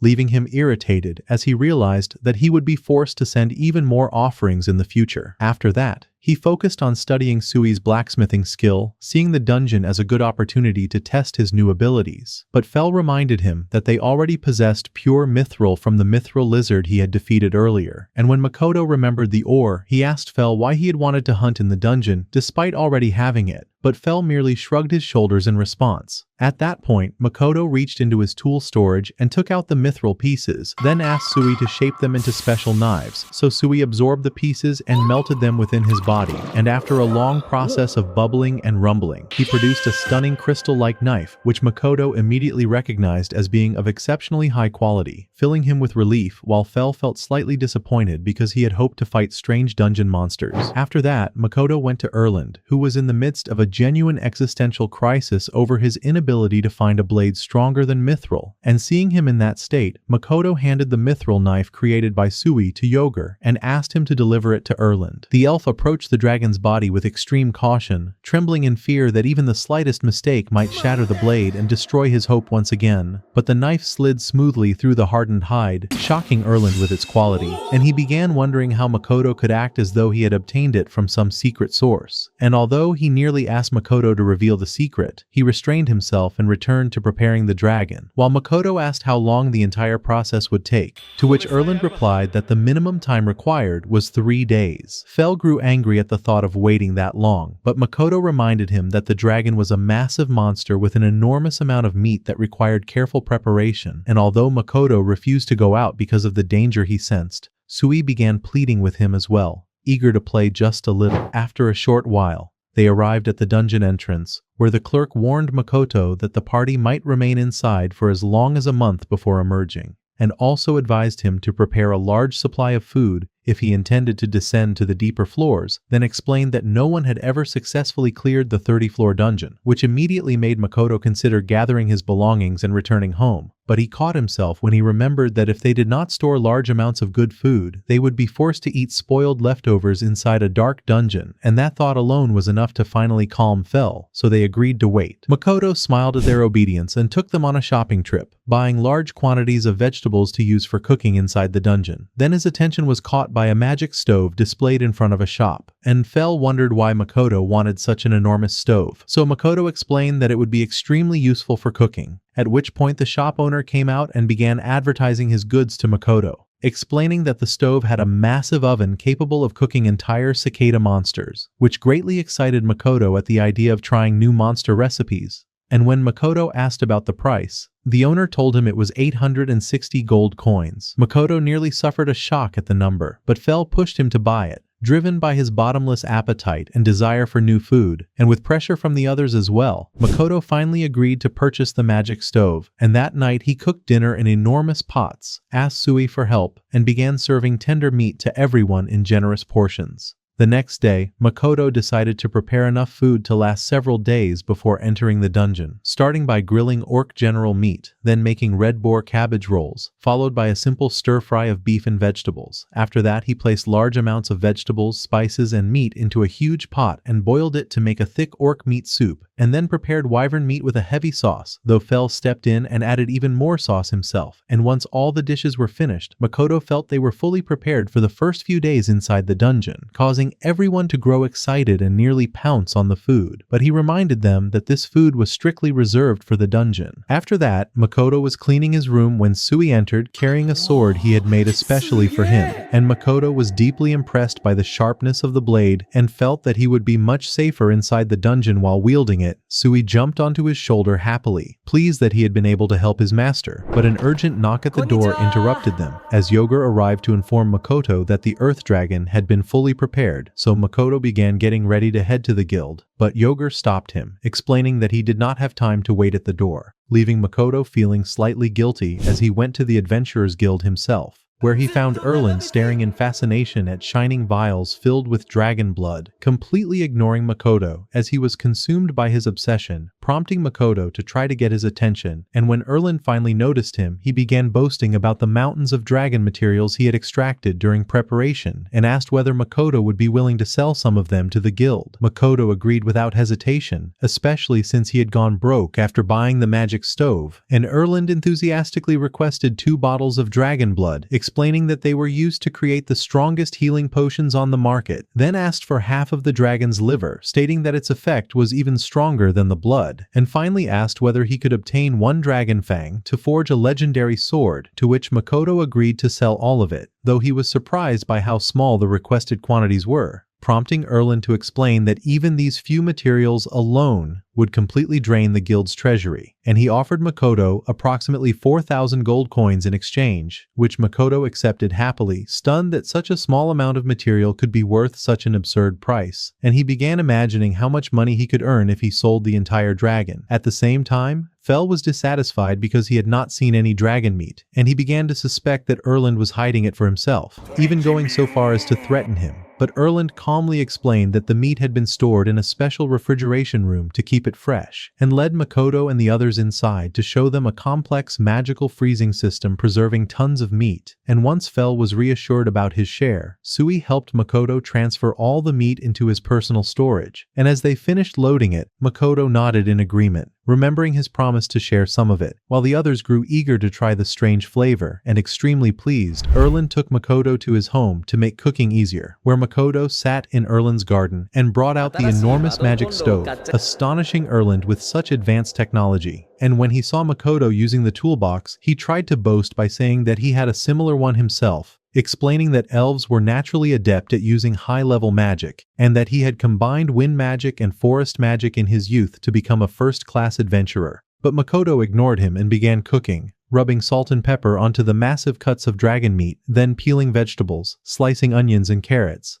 placing the meat and vegetables into a tray, and pouring olive oil and spices over them. As he worked, the appetites of Fell, Erland, and Makoto's companions grew uncontrollable from the delicious aroma, and Fell and Erland crowded near the oven, shoving each other to get closer. And when the food was done, Makoto took out the roasted meat and placed it on the table, and after confirming it was perfectly cooked, he sliced it into thin pieces, then added the final touch by drizzling garlic sauce, Fell's favorite, and gave them permission to start, causing them to shout with joy before even tasting it. And as they devoured the dragon meat greedily, Makoto sat down and took his first bite, marveling at how the flavor combined the tastes of several kinds of meat at once, finally understanding why Fell had been so excited. And the monsters did not even stop to speak while eating, with Fell already beginning to consider hunting more dragons in the future before they went extinct. And after some time they finished the first serving, and immediately demanded a second. And while serving it, Makoto asked Dora whether he was comfortable with the idea of eating a creature related to his kind, to which Dora replied that it was a different species from earth dragons and did not count as eating one of his own. And Erland thanked Makoto from the bottom of his heart, saying he had never imagined he would taste such an incredible meal and felt truly blessed to have been able to prepare and eat defeat one of the rarest creatures in the world, and when Makoto saw the almost insane level of joy on Erlin's face, he felt a chill run down his spine. And as they returned home, Fell was brimming with energy from the nourishing meat he had eaten and enthusiastically declared that they would enter the dungeon tomorrow. And at that moment, Makoto decided to send offerings as a precaution.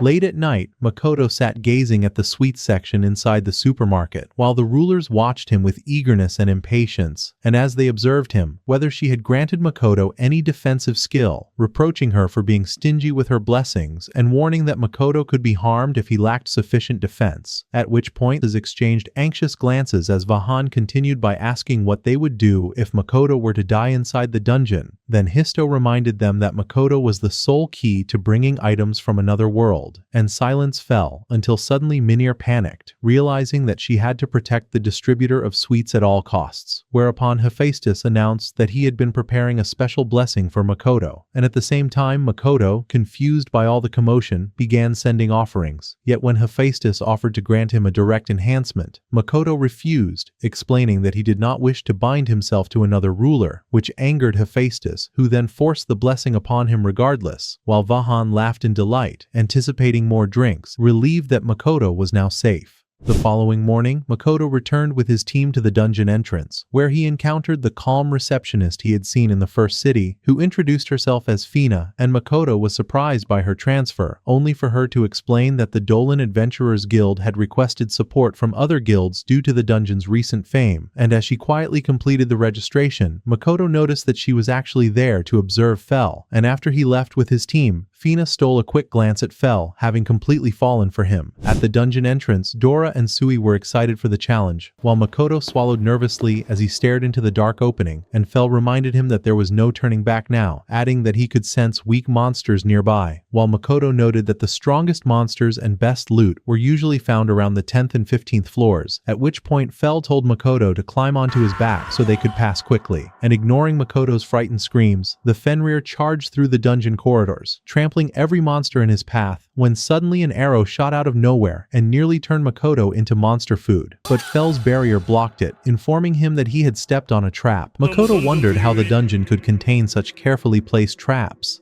So Fell explained that every dungeon was like a living organism, luring humans with treasure, then killing them with monsters and absorbing their energy. And as he spoke, stronger arrows began striking the barrier, terrifying Makoto, until another trap activated and a massive pit opened. Yet Fell used wind magic to leap over it, mocking the dungeon and its feeble traps, while Dora and Sui praised his skills, and after a long sprint they reached the 10th floor.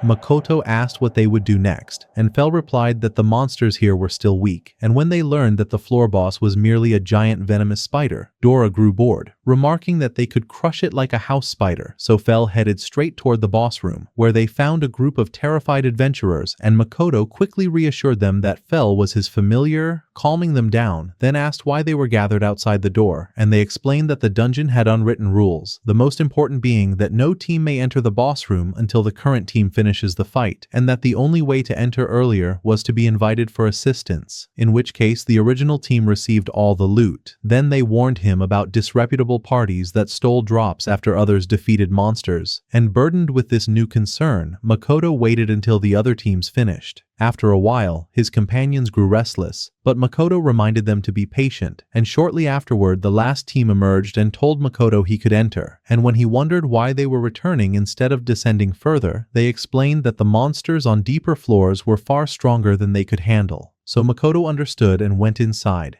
And suddenly, the room was plunged into darkness, as the giant venomous spider let out a terrifying screech, causing Makoto to scream. But Dora incinerated it with a single blast of fire, and the dragon flew about proudly, especially since his power had been enhanced by the blessing of the war ruler.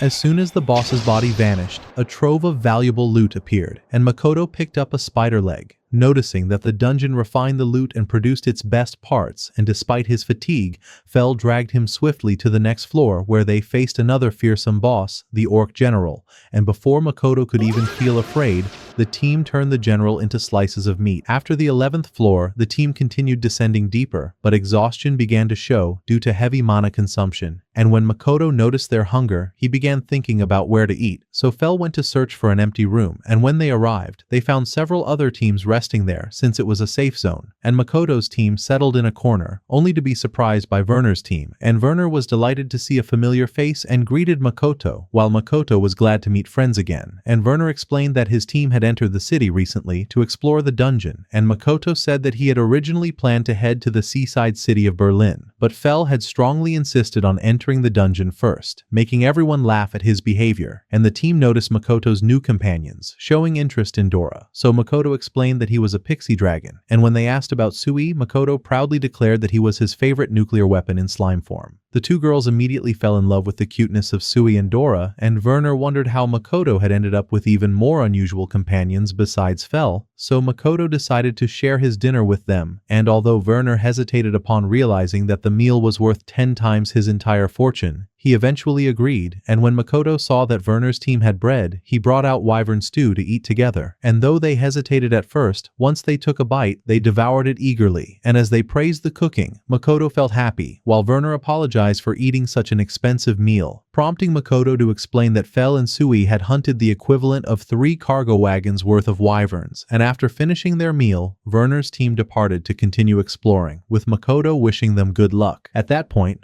Fell reminded them that they needed to continue downward, and they began carving through deeper floors, treating dungeon bosses like stray dogs. And when they entered the 16th floor, Makoto noticed that the dungeon atmosphere had grown darker and more terrifying, and Fell explained that every dungeon became more dangerous the deeper one descended. When he suddenly stepped on a trap tile, and the entire dungeon began to shake, Makoto clung to Fell as he noticed a massive boulder falling from a trap behind them, and Makoto ran in panic before Fell blasted the boulder apart with a powerful gust of wind, the explosion knocking Makoto flat on his face before he stood back up. And after some time, the team reached the 20th floor, where Dora asked Makoto if he was impressed by their power, but Makoto did not care, stopping suddenly when Sui called out and showed him a hidden spot in the wall. And when Makoto examined the opening, he found a hidden treasure chest inside, prompting him to praise and thank Sui, delighted that he would finally obtain a good reward. But just as he was about to open the chest carelessly, Fell pulled him back, warning him that the chest could very well be a trap. Indeed, when Makoto used the appraisal skill on the chest, he discovered that it was rigged with poisonous gas capable of causing conditions even worse than lung cancer. Yet Fell told him to open it himself, explaining that the great blessing he possessed would protect him from the poison. And before Fell could approach the chest, Makoto received a call from Ninir, who informed him that since he had received 3 minor blessings, he would be able to withstand the poison without any issues, cheerfully telling him to fully enjoy the dungeon's challenges. And Makoto then turned to Fell and explained that the 3 minor blessings were now equivalent to a single great blessing. Reassured, Makoto opened the chest, and a thick cloud of poisonous gas immediately burst out, and once the gas dissipated, he looked inside only to find it completely empty, which enraged him when he realized he had been tricked, motivating him even more to descend deeper into the dungeon to obtain a real treasure this time. After a short exploration on the 21st floor,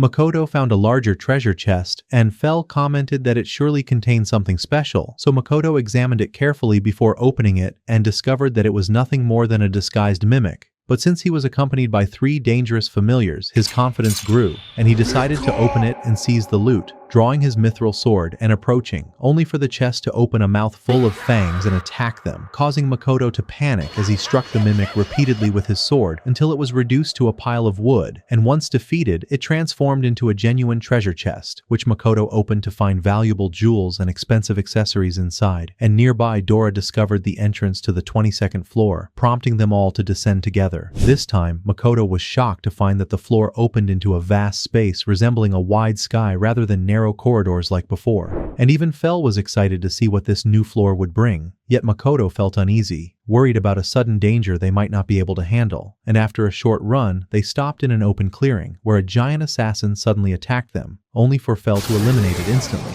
making Makoto wonder why he was afraid in the first place, while Dora and Sui scolded Fell for not giving them a chance to fight. And when Makoto saw them arguing, he suggested that they take turns fighting so everyone could enjoy themselves, and they all agreed. When they later encountered a bear, Dora took the lead, blade, the excited dragon piercing the bear's body like a blade, while at the same time Sui faced a swarm of poisonous butterflies, and although Fel warned him that they could paralyze him and drain his bodily fluids, Sui melted them all with his familiar beam, and after walking a little farther on the floor, Fel sensed that the presence he had felt earlier was drawing closer, but before he could investigate, Makoto stopped him, recalling that it was likely the floor boss, and proposed boosting their stats first by eating food from the online store. And although Fel knew they were strong enough already, he did not miss the chance to eat more, and as soon as they sat down to order, Makoto decided to bring another meal, serving them a second course while he ate his share. Yet before he could finish even a small plate, his familiars demanded a third meal. After finishing their food, the overfed beasts sprawled on the ground to rest, and Makoto decided to check Fel's status, only to be stunned by a 50% increase. Then he looked at Dora and Sui and found that they too had received enormous boosts, which surprised him slightly, though he reasoned that it was natural since they were about to face a powerful boss. But his companions grew eager to see how much Makoto's own stats had increased, so he opened his status window and discovered that he had gained only a 5% increase, which left everyone discouraged.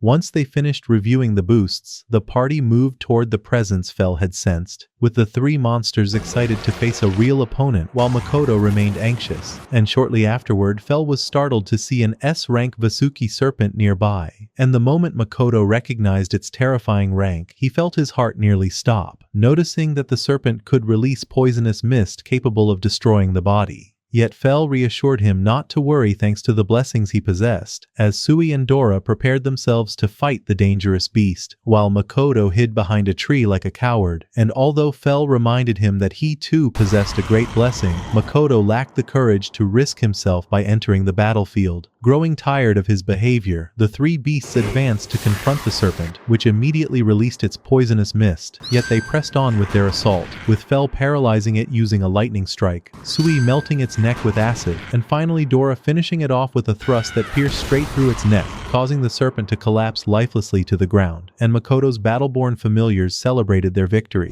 After defeating the boss, Fel discovered a magic circle that would transport them to the next floor, warning Makoto that everyone needed to touch the circle at the same time, and accordingly Dora climbed up and sat on Makoto's head. Sui jumped into his arms, Makoto grabbed hold of Fel, and Fel activated the circle with his paw, causing it to shine brightly and transport them to another cave-like area, which Makoto noticed resembled the previous floors, but on a much larger scale. When Fel spotted an opening in the wall of one room, they all entered, and inside, Makoto saw gigantic monsters, prompting Fel to explain that the floor had been designed on such a scale to accommodate them, and before Makoto could even think about how to defeat them, the party charged in and erased them from existence. And after wandering the massive floor for a long time, exhaustion set in, leading Makoto to decide to prepare a special feast for his familiars, though he paused when he noticed a strange spot, which Fel sensed was a safe area with no monsters nearby. Makoto set up his cooking tools there, and as soon as the food appeared, the monsters eagerly filled their stomachs again, eating sweet sandwiches and thick soup until they were completely exhausted. And Makoto asked Fel whether it was time to sleep, to which he nodded in agreement. But before they could rest, a group of injured adventurers entered the safe zone, and after laying down their wounded companion, they asked Makoto if he had any healing potions, and he immediately took one out and rushed over, and the moment the leader poured the potion onto the wound, it closed instantly, leaving him stunned as he wondered whether it was a high-grade potion, and Makoto nodded, confirming that his potions were superior to ordinary ones, then asked whether their companion was all right, to which the leader replied that he would recover quickly thanks to the treatment, causing his companions to burst into tears of joy, and the leader introduced their party as Team Tempest. After thanking Makoto for the potions, they offered to pay 15 gold coins, but Makoto felt the amount was excessive, and instead offered them lower-grade potions for the same price, astonishing the man with his generosity. And when Makoto asked how their companion had been injured,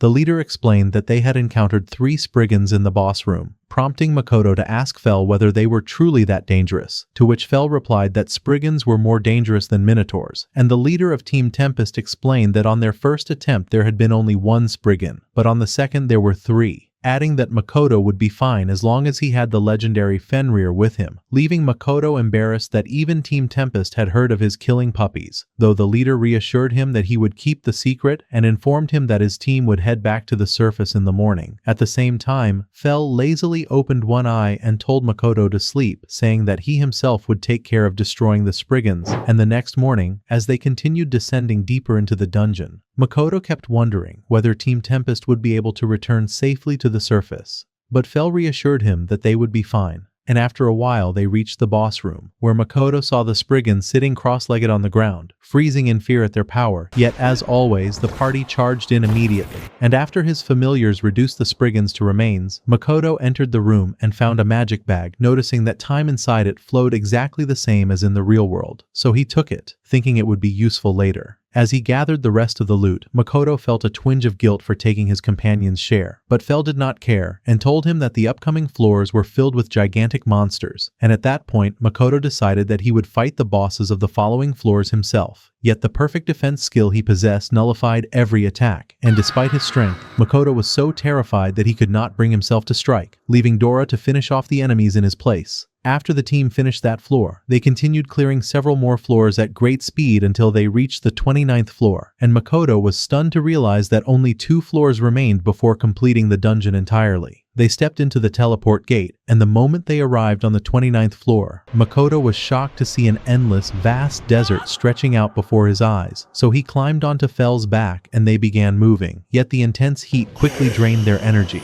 When they paused briefly, Makoto noticed Sui sprawled on the ground, completely exhausted by the heat, so he quickly picked him up and placed him inside the bag. Fortunately, Dora spotted a nearby rock, and they all headed there to sit in its shade. But Makoto was still uneasy, so Fell created a barrier of air that blocked the scorching winds from reaching them, which surprised Makoto, though Fell reminded him that he could only maintain it for a few days before his mana ran out. Wanting to conserve Fell's mana, Makoto ordered items suitable for the heat, bringing light summer clothing and sunglasses and buying refreshing drinks to replenish their fluids. After they drank the chilled beverages, Makoto ordered ice cream to lift their spirits, and they sat eating happily. But once they resumed walking through the desert, Fell reminded Makoto that the temperature would drop sharply at night, so they needed to cover as much distance as possible during the day. When night fell, they sat around a burning fire, and Makoto felt as though he would freeze from the cold. Yet Fell told him that it was far colder outside the barrier. With no other option, Makoto ordered heavy clothing, then took out a pot and began cooking hot food, and after slow, careful cooking, he prepared hot udon noodles. As soon as they ate the soft noodles, warmth returned to their bodies. After they recovered their energy, Fell told Makoto that they were now very close to the floor boss, so Makoto asked everyone to rest well before the fight, and they all slept on warm bedding. The next morning, the floor boss appeared, a powerful golem, but to its misfortune, Fell shattered it to pieces with a single lightning strike. After defeating it, they found a magic circle in a wide open area. Fell asked whether they were ready for the final floor, and everyone nodded, so he placed his paw on the teleport gate and activated it, sending them directly to the dungeon's final boss. Fell announced that the monster was a behemoth, and the entire team grew excited for the battle. Dora flew high and hurled Sui toward the beast, and Sui sprayed it with acid. Then Dora charged to attack the behemoth, but the monster struck them both and hurled them into the dungeon walls. Makoto rushed over to check on them, and they told him just how heavy and powerful the boss was. Fell explained that the behemoth was naturally resistant to both physical and magical attacks, yet still took small damage with every hit. Suddenly the monster charged at them, and they all dodged, crashing into the wall, so Fell told them to attack with all their strength to break its defenses, and they launched a continuous group assault. Makoto noticed that the behemoth still did not appear injured, but Fell reassured him that its strength was steadily decreasing with each strike, and ordered Dora and Sui to keep attacking. The team gathered around the monster and began landing small, repeated blows, and the behemoth roared in fury, unable to land a hit on its tiny opponents. Then Dora gathered his power and formed a massive ice spike, driving it into the behemoth's body and causing it to bleed for the first time, which encouraged Dora and Sui as they realized victory was close. Suddenly, the behemoth began charging a devastating beam attack aimed straight at Makoto, but Fell saved him at the last moment with a thick wall of ice, explaining that Dora's attack had been so effective because Sui's acid had weakened the behemoth's armor at the point of impact. Based on that, Fell ordered Sui to drown the behemoth in acid, and the slime obeyed, greatly increasing his size and showering the monster in a full acid bath melting its thick armor and allowing Dora to inflict even deeper wounds. When the behemoth weakened, Fell told Dora and Sui to pull back, then unleashed his strongest lightning strike at its weak point, killing the monster instantly. As it vanished, joy spread through the team, and Makoto discovered a legendary sword named Caliburn, which he quickly hid due to its danger. Fell asked for food, so Makoto prepared a large feast, and they sat eating happily. Suddenly, they found themselves at the dungeon entrance, leaving the other adventurers stunned, and Fell announced that they had cleared the entire dungeon, which made Makoto feel embarrassed. Elrond appeared, praised Dora, and asked them to submit a report to the guild. Inside the guild, Makoto explained that Fell and Sui had played major roles, and when he produced the mimic's jewelry box, Elrond and Yager were shocked, prompting Makoto to hide the sword even more carefully.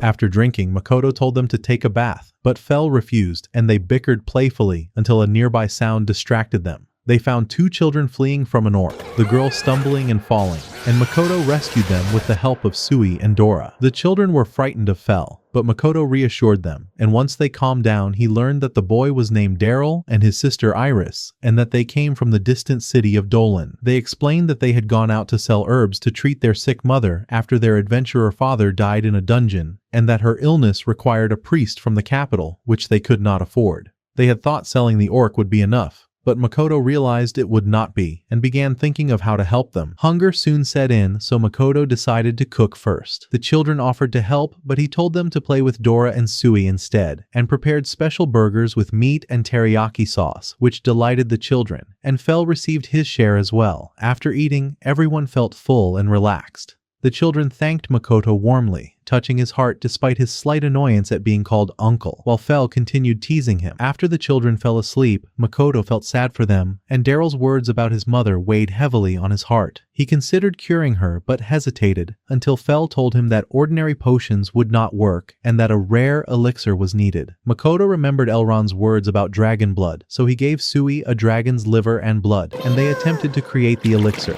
At the same time, Makoto prepared a nourishing meat soup for their mother, and at last, Sui succeeded, producing 3 bottles of a rare elixir that could cure all diseases, greatly delighting Makoto. Makoto decided to return the children to the city of Dolan, carrying them on Fell's back. When they arrived, the children assumed they would sell the orc, but Makoto told them he had found a rare medicine for their mother, explaining that as a merchant there must be an exchange, and asked for the orc in return for the medicine. They agreed happily, and he gave them the elixir along with the pot of soup. The children cried tears of joy at their mother's recovery, and Daryl told Makoto that he dreamed of becoming a merchant like him and using the item box skill, which deeply moved Makoto. After they thanked him, he felt a deep sense of satisfaction and decided to hold a celebration after returning from the dungeon. Before cooking, he checked their levels and found that they had risen greatly, especially Sui's, which had reached an extremely high level. When he checked himself, he found he was relatively weak, but his online supermarket skill had evolved and unlocked a new specialization option. After some hesitation and discussion with Fell and Sui, he chose the sweets specialization, which angered Fell. The new sweets menu opened, and Makoto ordered an assortment of cakes and pastries for everyone,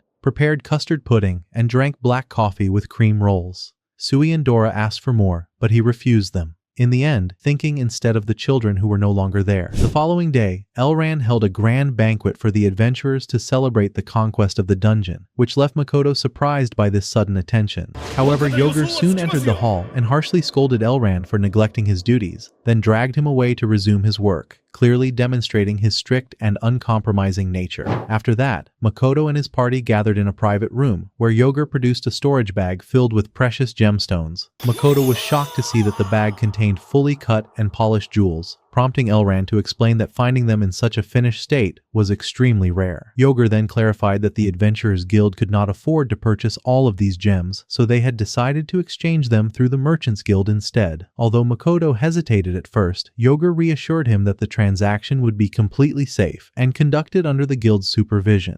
Yoger asked Makoto whether he had any experience appraising goods, and when he learned that he did not, he offered to accompany him personally to the Merchants Guild. Elrond tried to dodge the task and volunteered to go in their place, but Yoger saw through him and forced him to return to his duties. Before setting out, Makoto's familiars grew hungry, so they decided to buy some ready-made food and stopped at a meat stall. The vendor hesitated at first, intimidated by their presence, but Makoto quickly put him at ease. Fel and Sui ordered enormous quantities, while Dora requested slightly less, and in the end, the total came to 76 skewers. The vendor was stunned and even offered a discount, but Makoto declined. Although the food was clearly inferior to Makoto's own cooking, everyone enjoyed it, which sparked Makoto's interest in grilling and made him consider building a custom barbecue with Sui's help. They then headed to the Merchants Guild, where they met its chairman Adriano and the appraiser Ross. Yoga presented the gemstones, leaving the merchants speechless at their exceptional quality. When their eyes fell upon the imperial topaz taken from the mimic's treasure chest, they immediately realized its astronomical value. Adriano offered over 7,000 gold coins, astonishing Makoto. But Yoger halted the deal and pressured them, stating that the price was far too low and warning them against any attempt at deception. Forced to reconsider, the merchants raised their offer, and the agreement was ultimately settled at 9,500 gold coins. Makoto thanked Yoger for securing such a significantly higher profit. Upon returning to the Adventurers Guild, Elrond hinted that he could have negotiated an even better deal, but no one paid him any attention. In the end, he took Makoto's guild card and promoted him to a higher rank as a reward for conquering the dungeon. Yoger explained that this new rank would allow Makoto to accept missions directly from the kingdom. Makoto tried to refuse the promotion, but when he learned that the rank also came with free meals and rare material hunting quests, Fel pressured him relentlessly until he finally agreed. They returned home, and Makoto decided to prepare a meat feast, only to discover that the meat grinder was broken. Sui stepped in and crafted a legendary grinder for him, producing an enormous amount of minced meat. Makoto then prepared grilled meat loaves stuffed with vegetables and topped with a special sauce, and everyone ate heartily, thoroughly enjoying the meal. After they were full, Makoto decided to buy a gift for Yoger, ordering an assortment of luxurious sweets for his family, who began discussing how Makoto's new specialization had significantly improved the quality of the goods he purchased. The next day, Makoto presented the basket of sweets to Yoger, who accepted it with genuine happiness. Later, Fel asked about lunch despite having just eaten, prompting Makoto to tease him playfully. He reassured Dora and Sui that he would cook for them, but declared that he needed a break from daily cooking. He chose to prepare a barbecue since it was simpler, only to realize that he did not own a grill. When he tried to commission one from a dwarf blacksmith, he was thrown out of the shop. Yoger then explained that the dwarves of Dolan took immense pride in weapon craftsmanship and were notoriously stubborn. The mention of alcohol gave Makoto a clever idea, and Yoger confirmed that the dwarf might be persuaded if offered high-quality liquor. He then handed Makoto additional money from the sale of the dungeon loot, which Makoto accepted before returning home to prepare lunch for his party. After serving a warm bowl of rice, he opened the online supermarket and decided to offer the dwarves something truly exceptional to lower their guard, selecting a crate filled with premium whiskey. Makoto visited a dwarf named Als, who asked what kind of weapon he wanted forged. Makoto explained that he needed a kitchen appliance instead and showed him the grill's blueprint. Despite the intricate design, Als refused and chased him out. Undeterred, Makoto used his secret weapon and asked whether Als liked alcohol. The moment he uncorked a bottle of whiskey, the aroma instantly captivated Als, who snatched the bottle, poured himself a drink, and fell in love with the flavor at once. Makoto claimed that it was an extremely rare liquor from a distant island and offered 5 bottles in exchange for building the grill. Als countered with a demand for 10 bottles, and Makoto happily agreed. Als set the delivery date for 3 days later and added that the materials would cost 350 gold coins, to which Makoto consented before leaving. Back at home, Makoto was astonished at how far dwarves would go for alcohol, to whom he had not offered tributes in quite some time, and they immediately began shouting at him telepathically. Although he apologized sincerely, their anger did not subside. He asked them to speak one by one, starting with Minrare, who demanded luxurious cakes in massive quantities. Hesto then remarked that the liquor given to Als would make the grill exceptionally fine, and mentioned the possibility of opening a liquor shop in the future. Hystos explained that the option to choose a new tenant would unlock at level 40, while Fion and Hephaestus urged Makoto to raise his level quickly, which he refused due to the effort required. Aji suggested entering another dungeon to level up faster, but Makoto rejected the idea. Kisharl then proposed choosing a pharmacy instead, which relieved him, while Rosolka argued that a seafood market would be a better choice. As their demands escalated, Makoto declared that he would not sacrifice his life to satisfy them, and threatened to stop offering tributes altogether.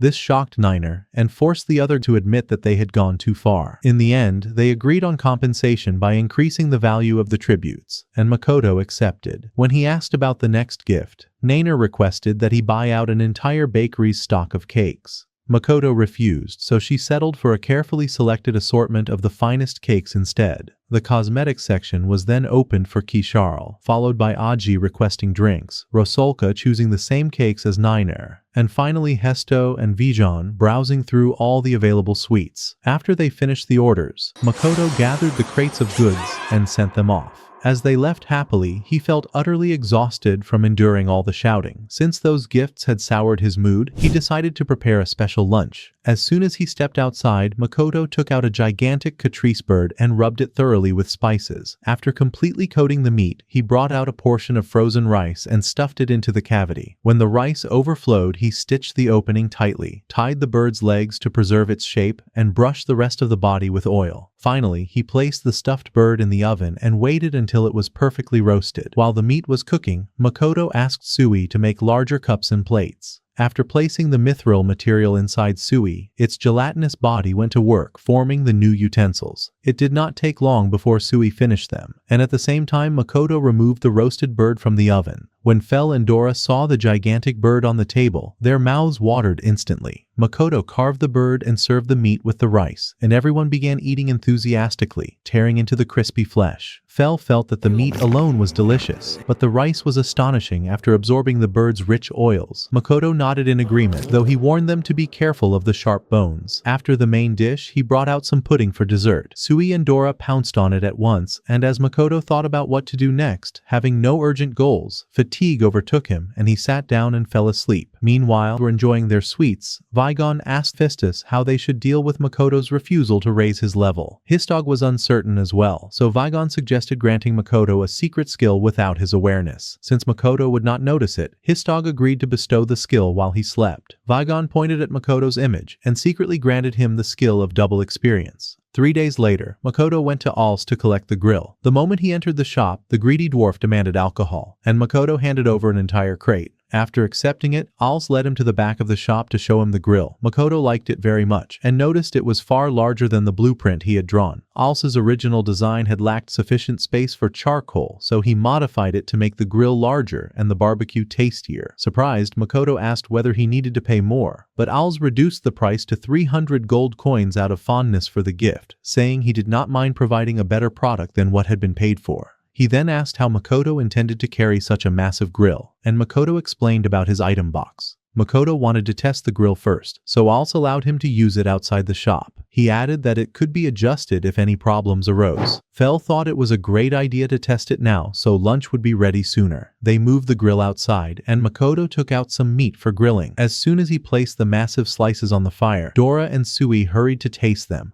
but Makoto cautioned them to be careful, since he could not precisely control the flames. While he was focused on the meat, Als placed some sausages in an empty spot and explained that they were his homemade specialty, offering Makoto a taste. Pleased, Makoto in turn offered him some of the grilled meat. When the meat was done, Makoto sliced it and placed it on plates, then handed Als a piece with wasabi sauce. The moment Als tasted it, he was delighted by the flavor. Seeing this, Dora and Sui dipped their own meat into soy sauce before eating. As they continued their meal, Als reminded Makoto to try the sausages, which he did. Enjoying their rich juiciness, Als then brought out his special drink. Makoto took the bottle, produced a cup, chilled it with fresh ice, poured the drink, added some sparkling water, stirred it over the ice, garnished it with a slice of lemon, and served it. Greatly enjoyed the cocktail and marveled at the clarity of the ice, the sparkling water, and the mithril cup, impressed by Makoto's knowledge. He proudly declared himself the best blacksmith in the city. As Als finished his drink, he wondered how Makoto, a master of cuisine, had managed to conquer the city's dangerous dungeon. When Makoto asked how he knew, Als replied that everyone in Dolan knew of his great achievement. Makoto was taken aback and wondered whether their adventures had drawn too much unwanted attention. A few days later, Makoto announced his intention to leave Dolan. Fel did not object, but suggested visiting the dungeon one last time. Makoto reminded him that those very adventures were the reason they needed to leave. Understanding this, Fel asked to go hunting alone to gather some meat, and Makoto agreed. Dora decided to accompany Fel for training, and Makoto promised to prepare extra sausages, asking Sui to help with the cooking. Makoto prepared to make delicious sausages, and gave Fel and Dora a bottomless bag to store their prey, reminding them not to hunt excessively. After they departed, he began cooking with Sui, asking it to create a special nozzle. He ground the meat, mixed it with spices, stuffed it into casings, and formed neat sausages ready for grilling. He grilled them one by one, tasted them with satisfaction, and shared them with Sui. Fel and Dora returned from hunting to find Makoto sampling the food, and they complained jokingly. He explained that he was only checking the flavor. Fel then reported that he had hunted too much, leaving a giant tiger and a rhinoceros monster outside the bag. Makoto sighed and then offered them the cooked sausages. Everyone enjoyed the meal, and Makoto decided to bring out a suitable drink. After lunch, the group prepared to depart Dolan, bidding farewell to Yoger and Eilrond. Makoto felt embarrassed, while Eilrond expressed sadness at their early departure and asked Makoto to bring him any dragons they might hunt so he could treat them properly, even requesting Leviathan itself. Makoto was astonished and replied that they would only hunt it if they happened to encounter it. The group continued their journey, stopping along the way to eat and rest, until they reached a new city called Nihao. At first, the guards treated them with hostility, but Eilrand's guild card earned their trust. Makoto then visited the guildmaster, Goron, who welcomed them and offered 2 new missions: to eliminate carnivorous plants near the forest, and to deal with Cyclops monsters threatening the city's excavation sites. When Makoto understood the requirements, he asked his monsters whether they could handle those creatures. Fel and Dora had grown so tired of fighting weak monsters that they did not consider it a problem at all. Seeing how confident everyone was, Makoto suggested that they begin hunting the monsters starting the very next day. However, since he currently had no place to stay, he informed Goran that he was looking for a suitable house to rent during his time in the city. Goran then suggested that he visit the Merchants Guild to obtain more accurate information. Shortly afterward, Makoto took a map and headed to the city's Merchants Guild, where he presented a letter of recommendation personally written by Goran. Before long, the vice-chairman of the Merchants Guild, Domenico, came out to receive him. After introducing himself, Domenico asked whether Makoto required a large house to accommodate his companions. Makoto nodded and explained that he would only need it for about a week. Makoto offered to pay a generous amount for the rent. Domenico showed him a list of 3 available houses for viewing. Makoto examined a house with 7 rooms, another with 10 rooms, and even one with 13 rooms, hesitating over which to choose. Domenico then recommended the 7-room house, explaining that its size was suitable for his monsters and that it was also close to the city center. He further explained that the house was luxurious, featuring a dedicated kitchen, a magical refrigeration room, and a spacious bath. At that moment, Makoto made his decision and chose to rent it immediately. That very night, after receiving the keys, Makoto entered the luxurious residence. His monsters were delighted that they would finally be sleeping in a real house instead of a stable, while Makoto himself felt slightly embarrassed, as he had never lived a lifestyle resembling that of the elite before. After settling into the main hall, Makoto went to inspect the kitchen. While thinking about what to cook, he calmly decided to prepare some potatoes and onions, also bringing out carrots and various spices as he began preparing the meal. He then took out a piece of meat and decided to make homemade curry. First, he chopped the onions and sautéed them in a pot until they softened, then added the meat, potatoes, and carrots. Placing all the ingredients inside, Makoto added water to the curry and skimmed off any impurities that rose to the surface. He then added the curry roux blocks and stirred thoroughly until the flavor fully dissolved into the dish. As the curry cooked, all the monsters gathered nearby out of curiosity, surprised by the unfamiliar aroma, since none of them had ever eaten curry before. After serving the curry with rice onto plates, Makoto presented dinner to everyone.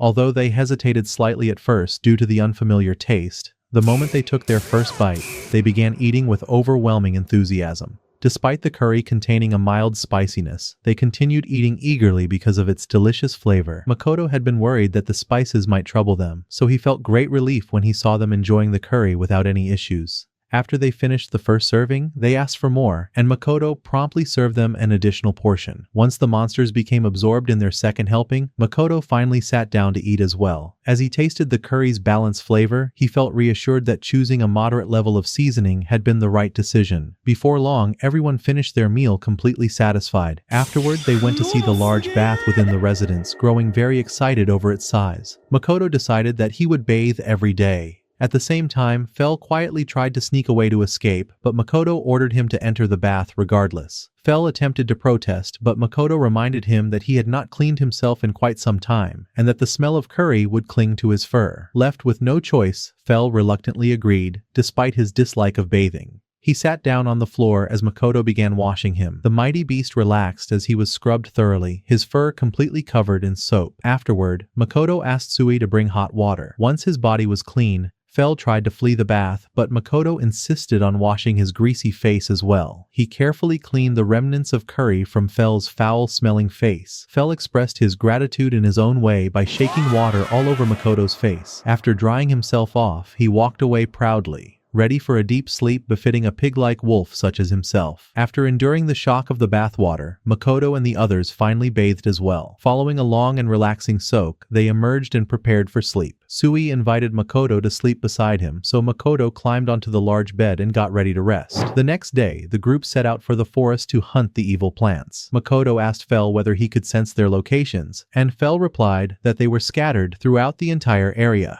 Since the plants were spread everywhere, Makoto decided to divide the team into two groups to complete the mission more quickly. Makoto instructed Dora and Fell to deal with the plants deeper within the forest, but Fell felt uncertain and wondered whether it would be safe for him alone. Makoto reminded him that he would be accompanied by Sui, which made him feel slightly disappointed since he would not be hunting alongside Fell and Dora. Makoto told Sui that he was free to hunt as many plants as he wished, while Makoto himself would simply accompany him for protection. As soon as Sui agreed, Makoto handed Fell a bottomless bag so he could store any magic stones dropped by the evil plants. After Fell and Dora departed, Makoto took out a spray bottle and wondered whether it would truly be effective against the plants, a sinister smile forming on his face. However, Sui stopped him near an area with a strange appearance. Makoto noticed shattered trees scattered around, and suddenly the trees began to move as an evil plant emerged from among them. At that point, Makoto ordered Sui to prepare for battle. Sui leapt forward and melted the plant instantly, but the rest of its family appeared to avenge it. Makoto then decided to eliminate them in a ruthless manner, using a powerful herbicide he had purchased from the store.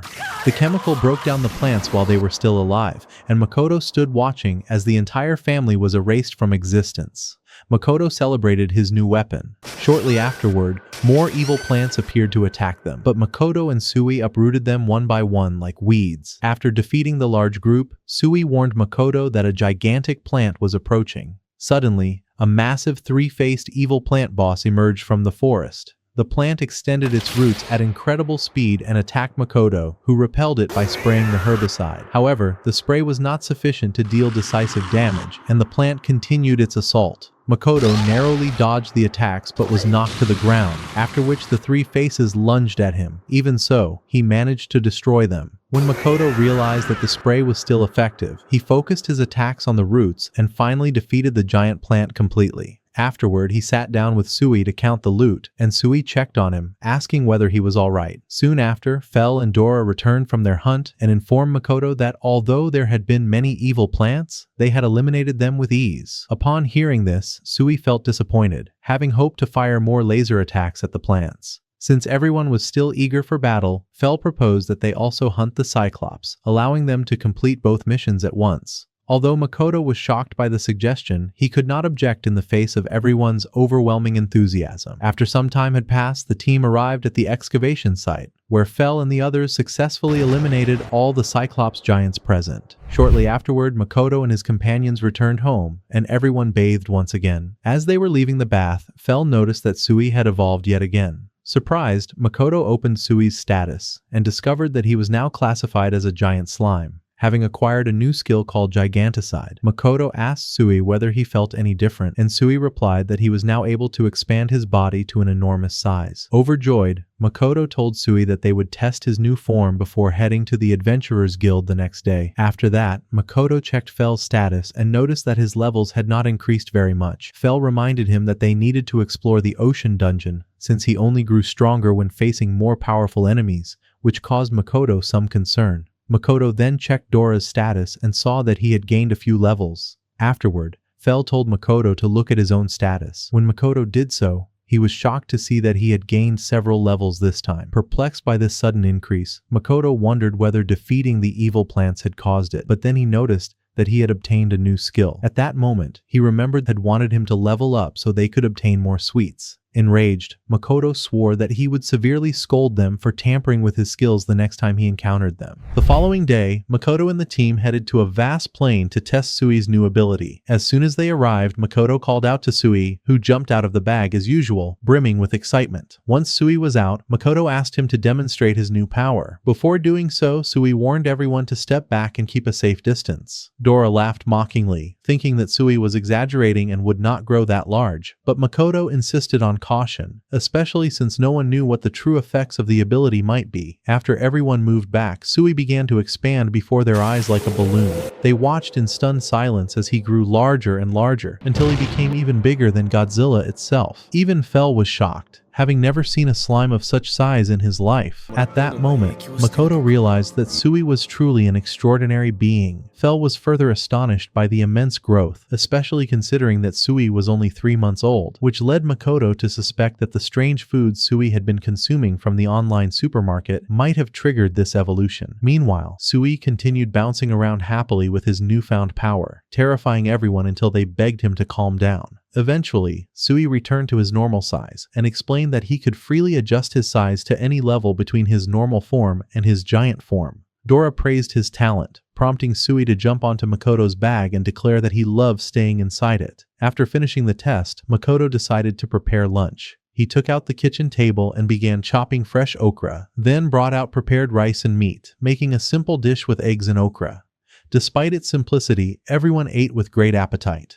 Fel complained about the lack of refined flavors, but Dora thought the taste was perfectly fine as it was, while Sui thoroughly enjoyed the fried eggs on top of the dish. After Fel finished his plate, he asked Makoto for more meat, followed by Dora and Sui requesting second servings, at which point Makoto reminded them to leave some for him as well. A short while later, they brought the mission monsters back to the Adventurers Guild. There, the butcher Horus examined the Cyclops meat and was astonished that they had managed to kill the monster without damaging the body. Goran asked how long it would take to process the entire monster, and Horus replied that he would need a full day. Goran then told Makoto that he would prepare the mission rewards, while Horus suggested that Makoto take a walk around the city until the meat was ready. Makoto agreed, and mentioned that he also wanted to purchase proper kitchen tools. He asked both of them about good nearby shops, and Goran gave him a map marking his preferred locations. With the map in hand, Makoto first went to a trading company, where the shop owner turned out to be a skilled merchant, whose eyes gleamed upon learning that Makoto was a high-ranking adventurer. After that, Makoto visited Sai's workshop, where he found magically enhanced kitchen tools, and then went to Dovin's workshop, which sold luxurious, high-quality utensils for distinguished guests. That evening, Makoto returned home carrying a large pile of new kitchen tools. Although they had cost him more than 150 gold coins, he felt the price was justified by the quality. At that moment, Fel appeared visibly troubled, prompting Makoto to ask what was wrong. Fel told him that he wanted to enter a dungeon, which surprised Makoto and made him wonder where this sudden desire had come from. Fel explained that he had not fought strong enemies for quite some time and feared that he was growing dull from too much rest. Makoto was taken aback and questioned why Fel had changed his mind about the sea, asking whether he no longer wanted to eat sea serpents. Fel replied that he preferred the dungeon over the sea. Makoto tried to persuade him otherwise, but the crafty Fenrir rallied support from the others, with Dora and Sui siding with Fel, leaving Makoto with no choice but to agree. Even so, Makoto warned them that they first needed to complete a few missions, as he would require several days to prepare the food they would take into the dungeon. Fel agreed to wait, on the condition that Makoto cook him meat for dinner. The next day, Makoto went to see Horus, who told him that the meat processing was finished, and explained that the guild currently lacked the funds to pay for the monster parts, as they were dealing with another issue. Makoto did not mind, but asked about the nature of the problem. Horus explained that an orc settlement had suddenly appeared near the city forest, and with most adventurer teams out on missions, there was no one available to deal with the orcs. Goran then asked Makoto whether he could take on an additional request to eliminate the orcs. Makoto consulted Fel and the others, especially since they would not object to obtaining more meat, then accepted Goran's request. Goran subsequently led him to meet a rank C team that had already agreed to take on the same mission. As soon as they entered the room, Goran introduced Makoto Makoto to the Shadow Warrior party, and their leader, Aluno, stepped forward to welcome him. Aluno said that although he had heard many rumors about Makoto, he could not hide his amazement when he saw his Fenrir with his own eyes. Makoto smiled calmly, but made it clear that Dora and Sui were just as important to him as Fel, and that all of them were his companions in every adventure. When Aluno learned about the companions' abilities, he felt confident that, with their help, they could wipe out the orc hordes. After everyone prepared to depart, Makoto asked Goran about the orcs' location. Goran explained that the orc settlement was a full day's march away, which surprised Makoto, especially since he was planning to leave the city soon. Goran then wondered whether Makoto's companions could be used to transport everyone more quickly. At that point, Makoto revealed his living, elastic fortress, Sui, to the Shadow Warrior party, whose gigantic size was more than enough to carry them all. Once everyone climbed onto the monsters, Makoto bade Goran farewell, and they set off at tremendous speed toward the orc settlement. In just a few hours, they reached the designated location. Though the unfortunate party members suffered severe motion sickness from the violent journey, Makoto pointed toward the orc camp and asked how many there were. Fel sniffed the air and replied that there were around 200 orcs, and that he could handle them with Dora and Sui. Makoto then turned to the Shadow Warrior party and instructed them to focus only on any orcs attempting to escape, leaving the rest to his killing machines. Although the party felt some doubt, they allowed Makoto's companions to advance on their own. Makoto drew his mithril sword and prepared himself as the monsters charged toward the orcs. Fel opened the assault by summoning earthen spikes that pierced through groups of orcs, while Dora bombarded the rest with devastating fireballs. Then Sui joined in, unleashing his small slime machine guns, turning the battlefield into a swift massacre, and leaving the Shadow Warrior party stunned by the speed and ferocity of the attack. Watching their shocked reactions, Makoto felt that he shared the same sensation. Suddenly an orc was hurled toward him by a nearby explosion, and Makoto readied himself to fight. Although he had battled stronger monsters in dungeons before, he felt fear at the savage orc charging at him. Yet he managed to sever its arm and then drive his sword through its body, dropping it to the ground. Just as he felt relief at killing it, another orc ambushed him from behind. The beast moved in to strike again, but Makoto distracted it with the stone bullet spell, leapt behind it, and finished it off. After dealing with the orcs around him, Makoto looked toward the Shadow Warrior party and saw that they had also eliminated the remaining enemies. Once all the orcs had fallen, Makoto stored their bodies in his storage bag. The group then regrouped with Fel and the other companions, all of them stunned by the scale of the massacre. To lighten the mood, Makoto suggested having lunch before returning to the guild. After a short while, he finished preparing a huge pile of juicy burgers. Although the Shadow Warrior members had never eaten burgers before, they loved them from the very first bite. Everyone ate, feeling that the hardship of the mission had been worth it, and even Fel looked proud that others were appreciating their food. After lunch, they all returned to the Adventurers Guild, surprising Goran with how quickly they came back.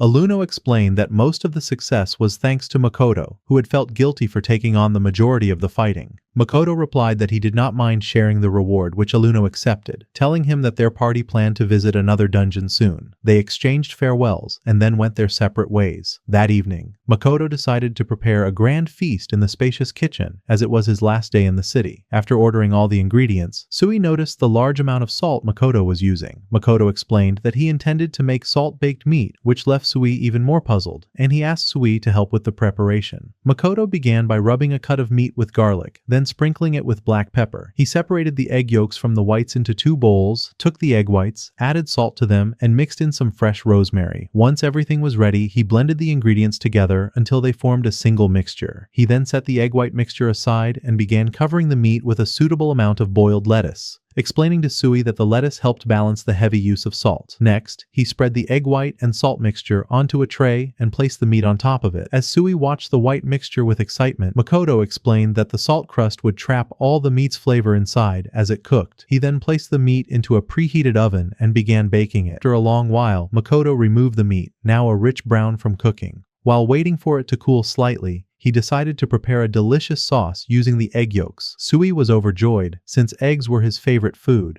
and Makoto added a generous amount of mustard to the yolks, then asked Sui to mix them. The happy slime finished the task in an instant. Once the sauce was ready, Makoto asked Sui to call Dora and Fel for the special dinner. A short time later, the 2 meat lovers arrived and stared in surprise at the strange white blocks before them. Suddenly, Makoto began tapping the meat with a stick. cracking the outer crust of salt and lettuce to reveal the perfectly cooked meat inside. The moment they saw the tender, juicy flesh, everyone's mouths began to water. Makoto started slicing the meat while explaining the cooking method to Fel and Dora. After arranging the slices, he poured the egg sauce over them and everyone began to eat. Fel enjoyed the first bite, praising its perfectly balanced saltiness. Dora found the meat incredibly tender, and Sui delighted in the egg sauce he loved so much. Koto tasted the meat himself. He immediately agreed that it was excellent, pleased that wrapping it in lettuce had made the salty flavor perfectly balanced. After they finished eating, Makoto ordered luxury desserts to complete the feast. He brought an entire strawberry cake for Fel, ordered an ice cream sundae for Dora, and a chocolate cake for Sui. Everyone was delighted, and Makoto told them to enjoy the sweets as a reward for their hard work. The next day, Makoto received the rewards for the evil plant missions. As he collected the money, Goran asked whether he was heading to the sea. Makoto nodded, and Goran told him to visit their small city anytime he wished. Makoto smiled and agreed, then left the city heading toward the sea with his food-loving companions. A few days later, they finally reached the ocean and stood together before the shore. Makoto let out a long breath filled with clear nostalgia, which made Fel wonder why he was so enthusiastic about all that salt water. Makoto explained that he had many fond memories of the sea from his previous world. Fel, however, saw the ocean as nothing more than a massive swimming pool packed with the meat of sea monsters, which prompted Makoto to forbid him from hunting, and instead ask him to guide them to the seaside city known as Berlin. After a short while they entered the city, and Makoto immediately noticed that the markets were nearly deserted. One of the merchants explained that a terrifying kraken had been ravaging the shoreline for several days, leaving the fishermen unable to set sail. Makoto then headed to the Adventurers Guild, where he met its guildmaster, Marx, who burst into laughter in astonishment upon witnessing the power of Makoto's companions.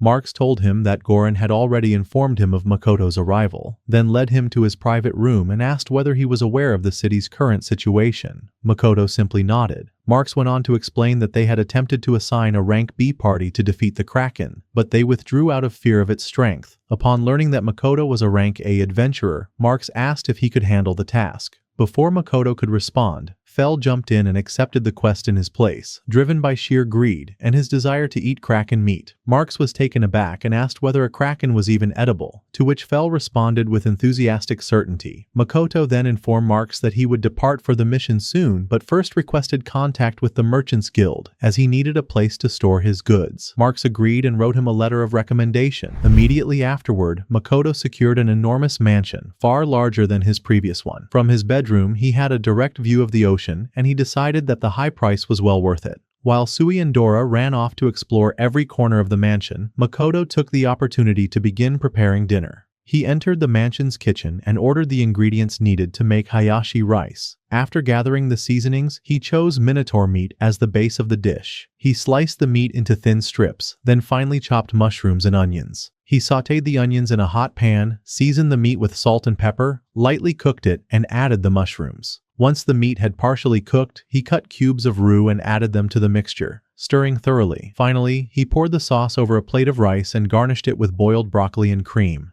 As soon as the cooking was finished, he called Sui and Dora to eat. Once everyone gathered at the table, Makoto explained that the dish was similar to the curry rice they had eaten before. They immediately began eating. Fel was especially impressed by the sauce and, as usual, felt that Makoto should have added more meat. Dora praised the distinctive flavor of the mushroom sauce, while Sui delighted in how tender the thin slices of meat were. Makoto watched them with a smile, then tasted his own plate and fell in love with the dish at once, feeling that the broccoli complemented the sauce and meat perfectly. Before long, everyone finished their first serving, so Makoto quickly brought out a second plate piled high. After dinner, exhaustion overtook Fel and Dora, and they fell asleep. Sui, however, asked Makoto for some cake, leaving him puzzled as to how Sui still had room to eat. Suddenly, Fel and Dora joined in asking for desserts as well. Realizing that they would soon be hunting a kraken, Makoto agreed to indulge them. The companions grew excited and requested all the sweets they loved, and Makoto fulfilled every request. The next morning, Makoto headed to the harbor, where the atmosphere was unusually calm. Since the kraken lived farther out at sea, Makoto asked Fel what he planned to do while they were still on land. Fel explained that that the last time he fought a kraken, he struck it with lightning magic from the top of a mountain. Makoto reminded him that there were no mountains near the shore, causing Fell to realize the problem and begin thinking of another way to draw the kraken out. Makoto remained silent for a moment, then erupted in anger at Fell for acting as though he were an expert on sea monsters. Fell refused to admit his mistake and insisted that he could defeat the kraken as soon as it appeared. Makoto then considered renting a boat, but when he asked the fishermen, they all refused to lend one, each offering different excuses. While they were at a loss, they noticed Sui and Dora playing effortlessly in the sea. That gave Makoto an idea, and he asked Sui to transform into his giant form. Everyone climbed onto the back of the enormous Sui and headed out into the open sea. As they traveled, Makoto felt deeply grateful to have a living means of transportation capable of going anywhere. After they had gone far enough, Makoto asked when the kraken would appear. Fell replied that he could sense its presence and that they were about to encounter it. Makoto was startled and told Fell to protect Sui at all costs. Dora asked whether the kraken was close, and Fell confirmed that it was nearly upon them. Suddenly, the water beneath them began to boil, and Fell warned everyone to be ready. At last, the massive arms of the kraken rose from the depths, striking terror into them all. Fell told them to enjoy the sight, but Makoto felt fear when he noticed another enormous creature wrapped around the kraken's arms. Fell explained that it was a sea serpent, and that it was fighting the kraken. Indeed, the kraken and the sea serpent began exchanging blows, completely ignoring Makoto's group floating nearby. Fell instructed Dora to deal with the sea serpent, declaring that he would take care of the kraken alone.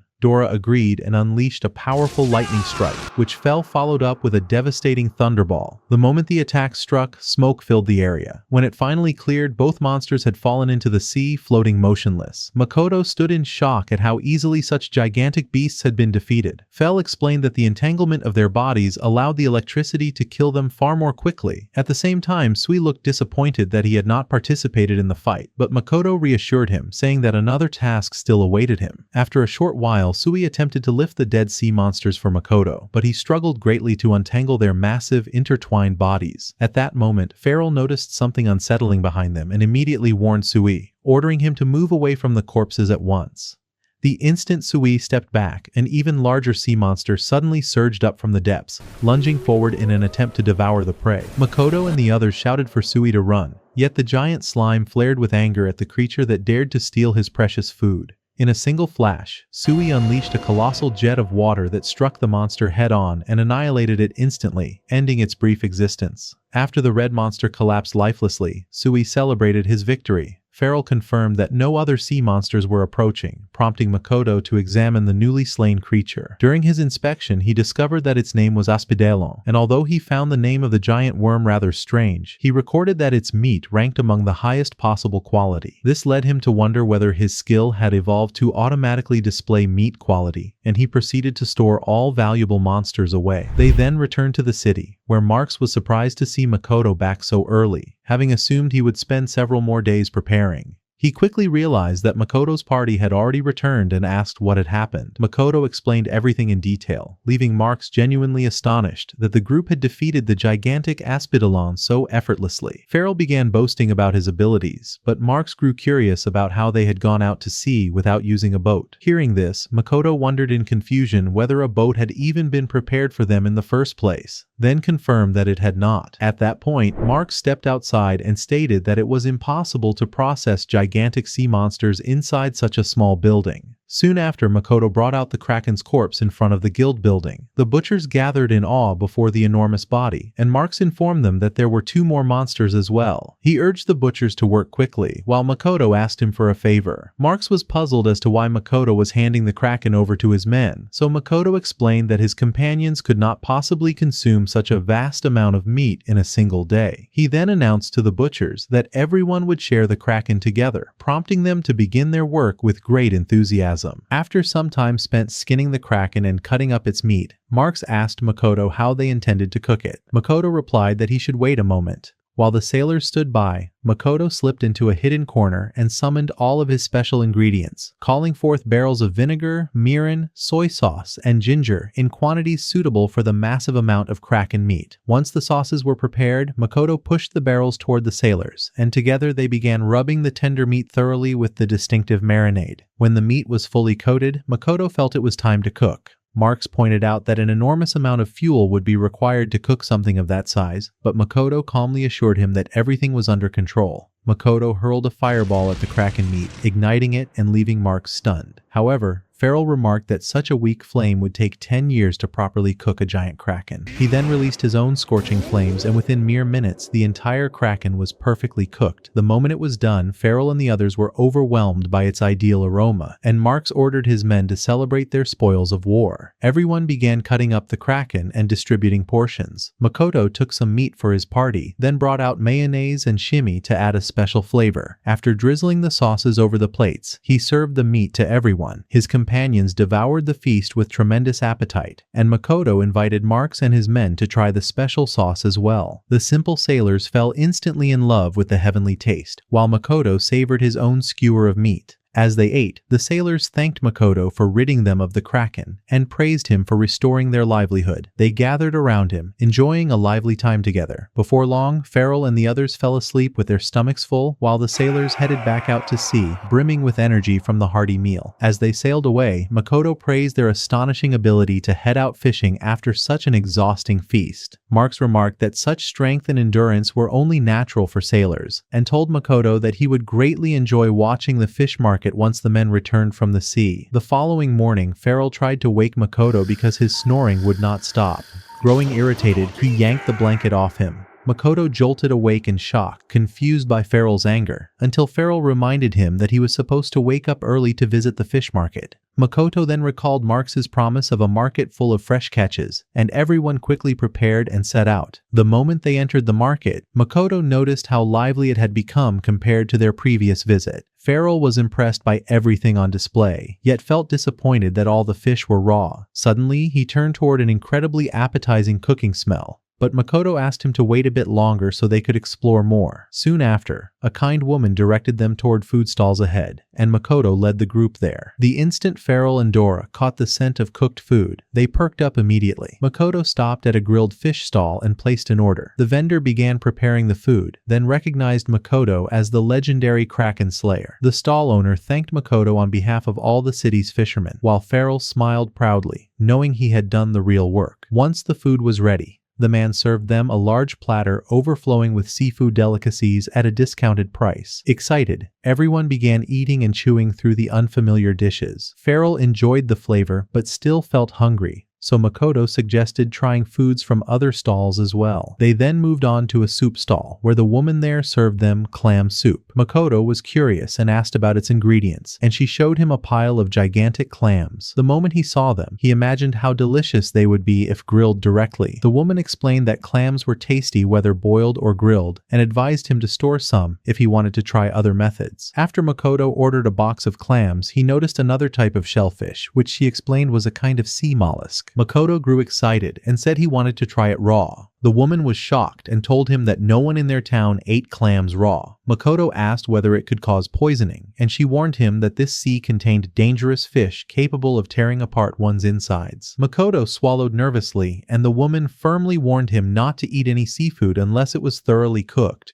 stressing that sashimi could not be eaten here and was only safe when cooked. After collecting the shellfish, the party continued touring the stalls, storing shrimp, small fish, and countless gifts offered by grateful merchants. In the end, the group found themselves carrying more seafood than they could possibly handle, overwhelmed by the sheer number of gifts they had received. After that, Makoto returned home with his team, and the exhausted monsters quickly fell asleep. Makoto enjoyed the calm that settled over the place and sat down to think about what he would prepare for lunch. Since he had massive quantities of seafood, he decided to make a specific dish. While preparing the grill, Fell came out in surprise and asked whether he planned to grill food. Makoto simply nodded and continued preparing the ingredients for his special dish. The first step was chopping a generous amount of cabbage. Fell began to complain because he wanted meat, but Makoto reassured him that the vegetables would taste great, then ordered a few additional ingredients from the online supermarket. After taking out the seasoned flour, Sui approached to inspect the food. Fell grew even more irritated when no meat appeared yet, so Makoto told him to be patient for a little while. He then put water, flour, and eggs into a bowl to make a batter, whisked it thoroughly, added all the cabbage, and then mixed in slices of the unusual meat he had bought from the fish market. Soon after, Dora woke up and approached, puzzled by what Makoto was trying to create with this strange mixture. Makoto reassured the dragon that the dish was not finished yet, then moved to the grill and used the upper surface as a griddle. He spread a little oil over the surface, poured on the batter, and added some noodles. As soon as the meat mixture began to cook, he added the noodles so they would absorb the flavor properly. After that, he added pieces of kraken meat and shrimp to increase the protein. When the underside had cooked, he flipped the mixture to cook the other side. Dora asked if the dish was ready, but Makoto stopped him, explaining that the final touch had not been added yet. He spread sauce and mayonnaise over the mixture, sprinkled seaweed on top, then removed the dish once it was fully cooked, and served it to the monsters as a special meal. Shortly after, Sui and Dora picked up crispy rolls and began chewing happily. Fel, however,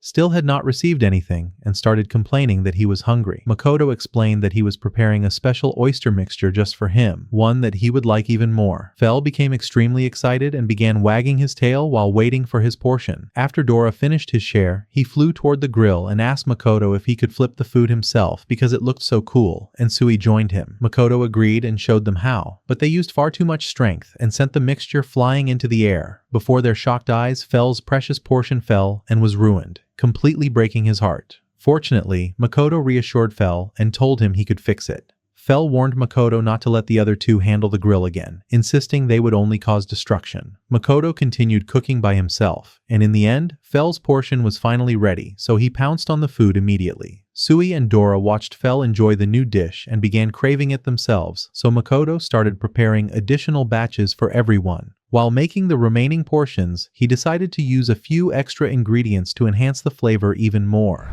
After everyone finished eating, Makoto began cleaning the dirty dishes, while Fel and the others were bursting with energy from all the nutritious seafood they had eaten. Since they all wanted to hunt, Makoto gave them a magical bag to store their prey. Once they received it, his companions headed out to search for fresh game.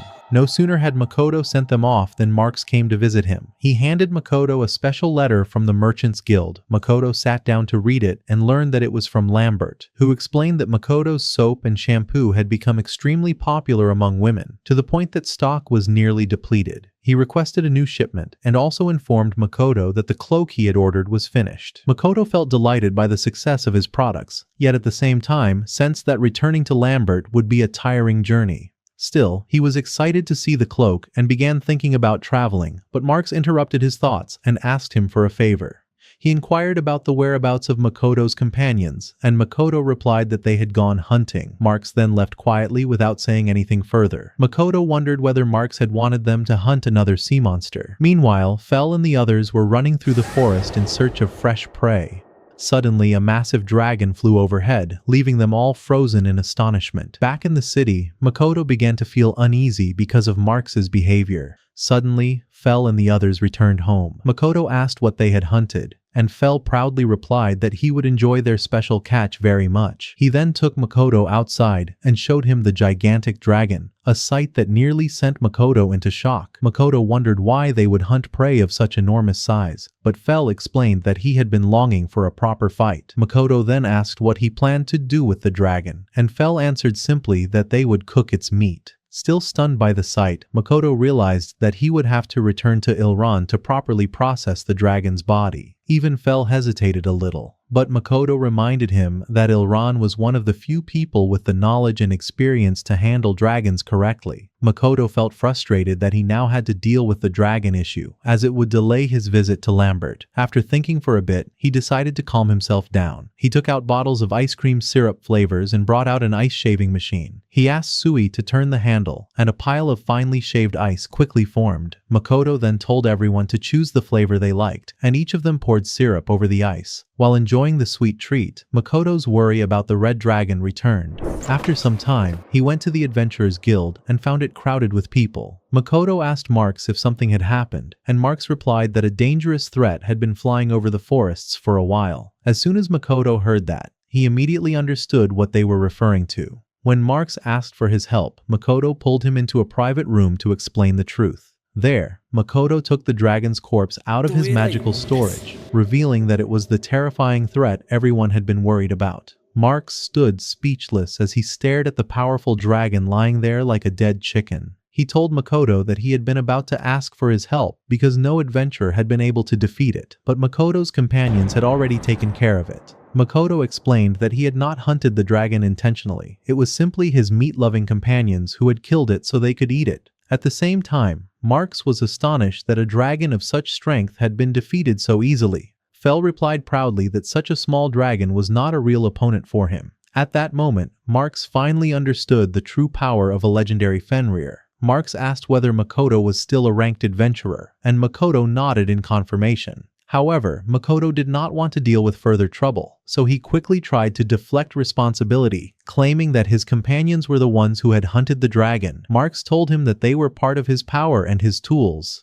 Makoto asked if he could hide his companion's strength, but Marx shook his head and said that it was his duty as an honest adventurer. Makoto finally gave up and stopped arguing. After that, he returned to his room and contacted to offer tributes. As soon as they responded, each of them began making requests. However, Rusalka asked specifically for Makoto's special okonomiyaki, which silenced everyone. They then all agreed to try this dangerous dish. Makoto offered to provide them with the ingredients so they could cook it themselves, but unfortunately knew how to cook, so Makoto had to prepare the dish himself. Once he finished, he began to worry that news of his victory over the Red Dragon would spread, and he also worried about his visit to Lambert. To clear his mind, he decided to enjoy a fireworks display. A few minutes later, he went to the shore with his companions and watched the fireworks, then returned to sleep. The next morning, Makoto left his house, ready to leave the sea behind and begin a new journey filled with adventures. And here the story comes to an end, dear viewers. We hope you enjoyed it. If you would like a second season, let us know in the comments. Before closing the video, don't forget to press the like button to support us, subscribe to the channel for more episodes, and activate notifications to watch all the latest anime. Share your opinions in the comments, and we will meet again in future episodes. Goodbye.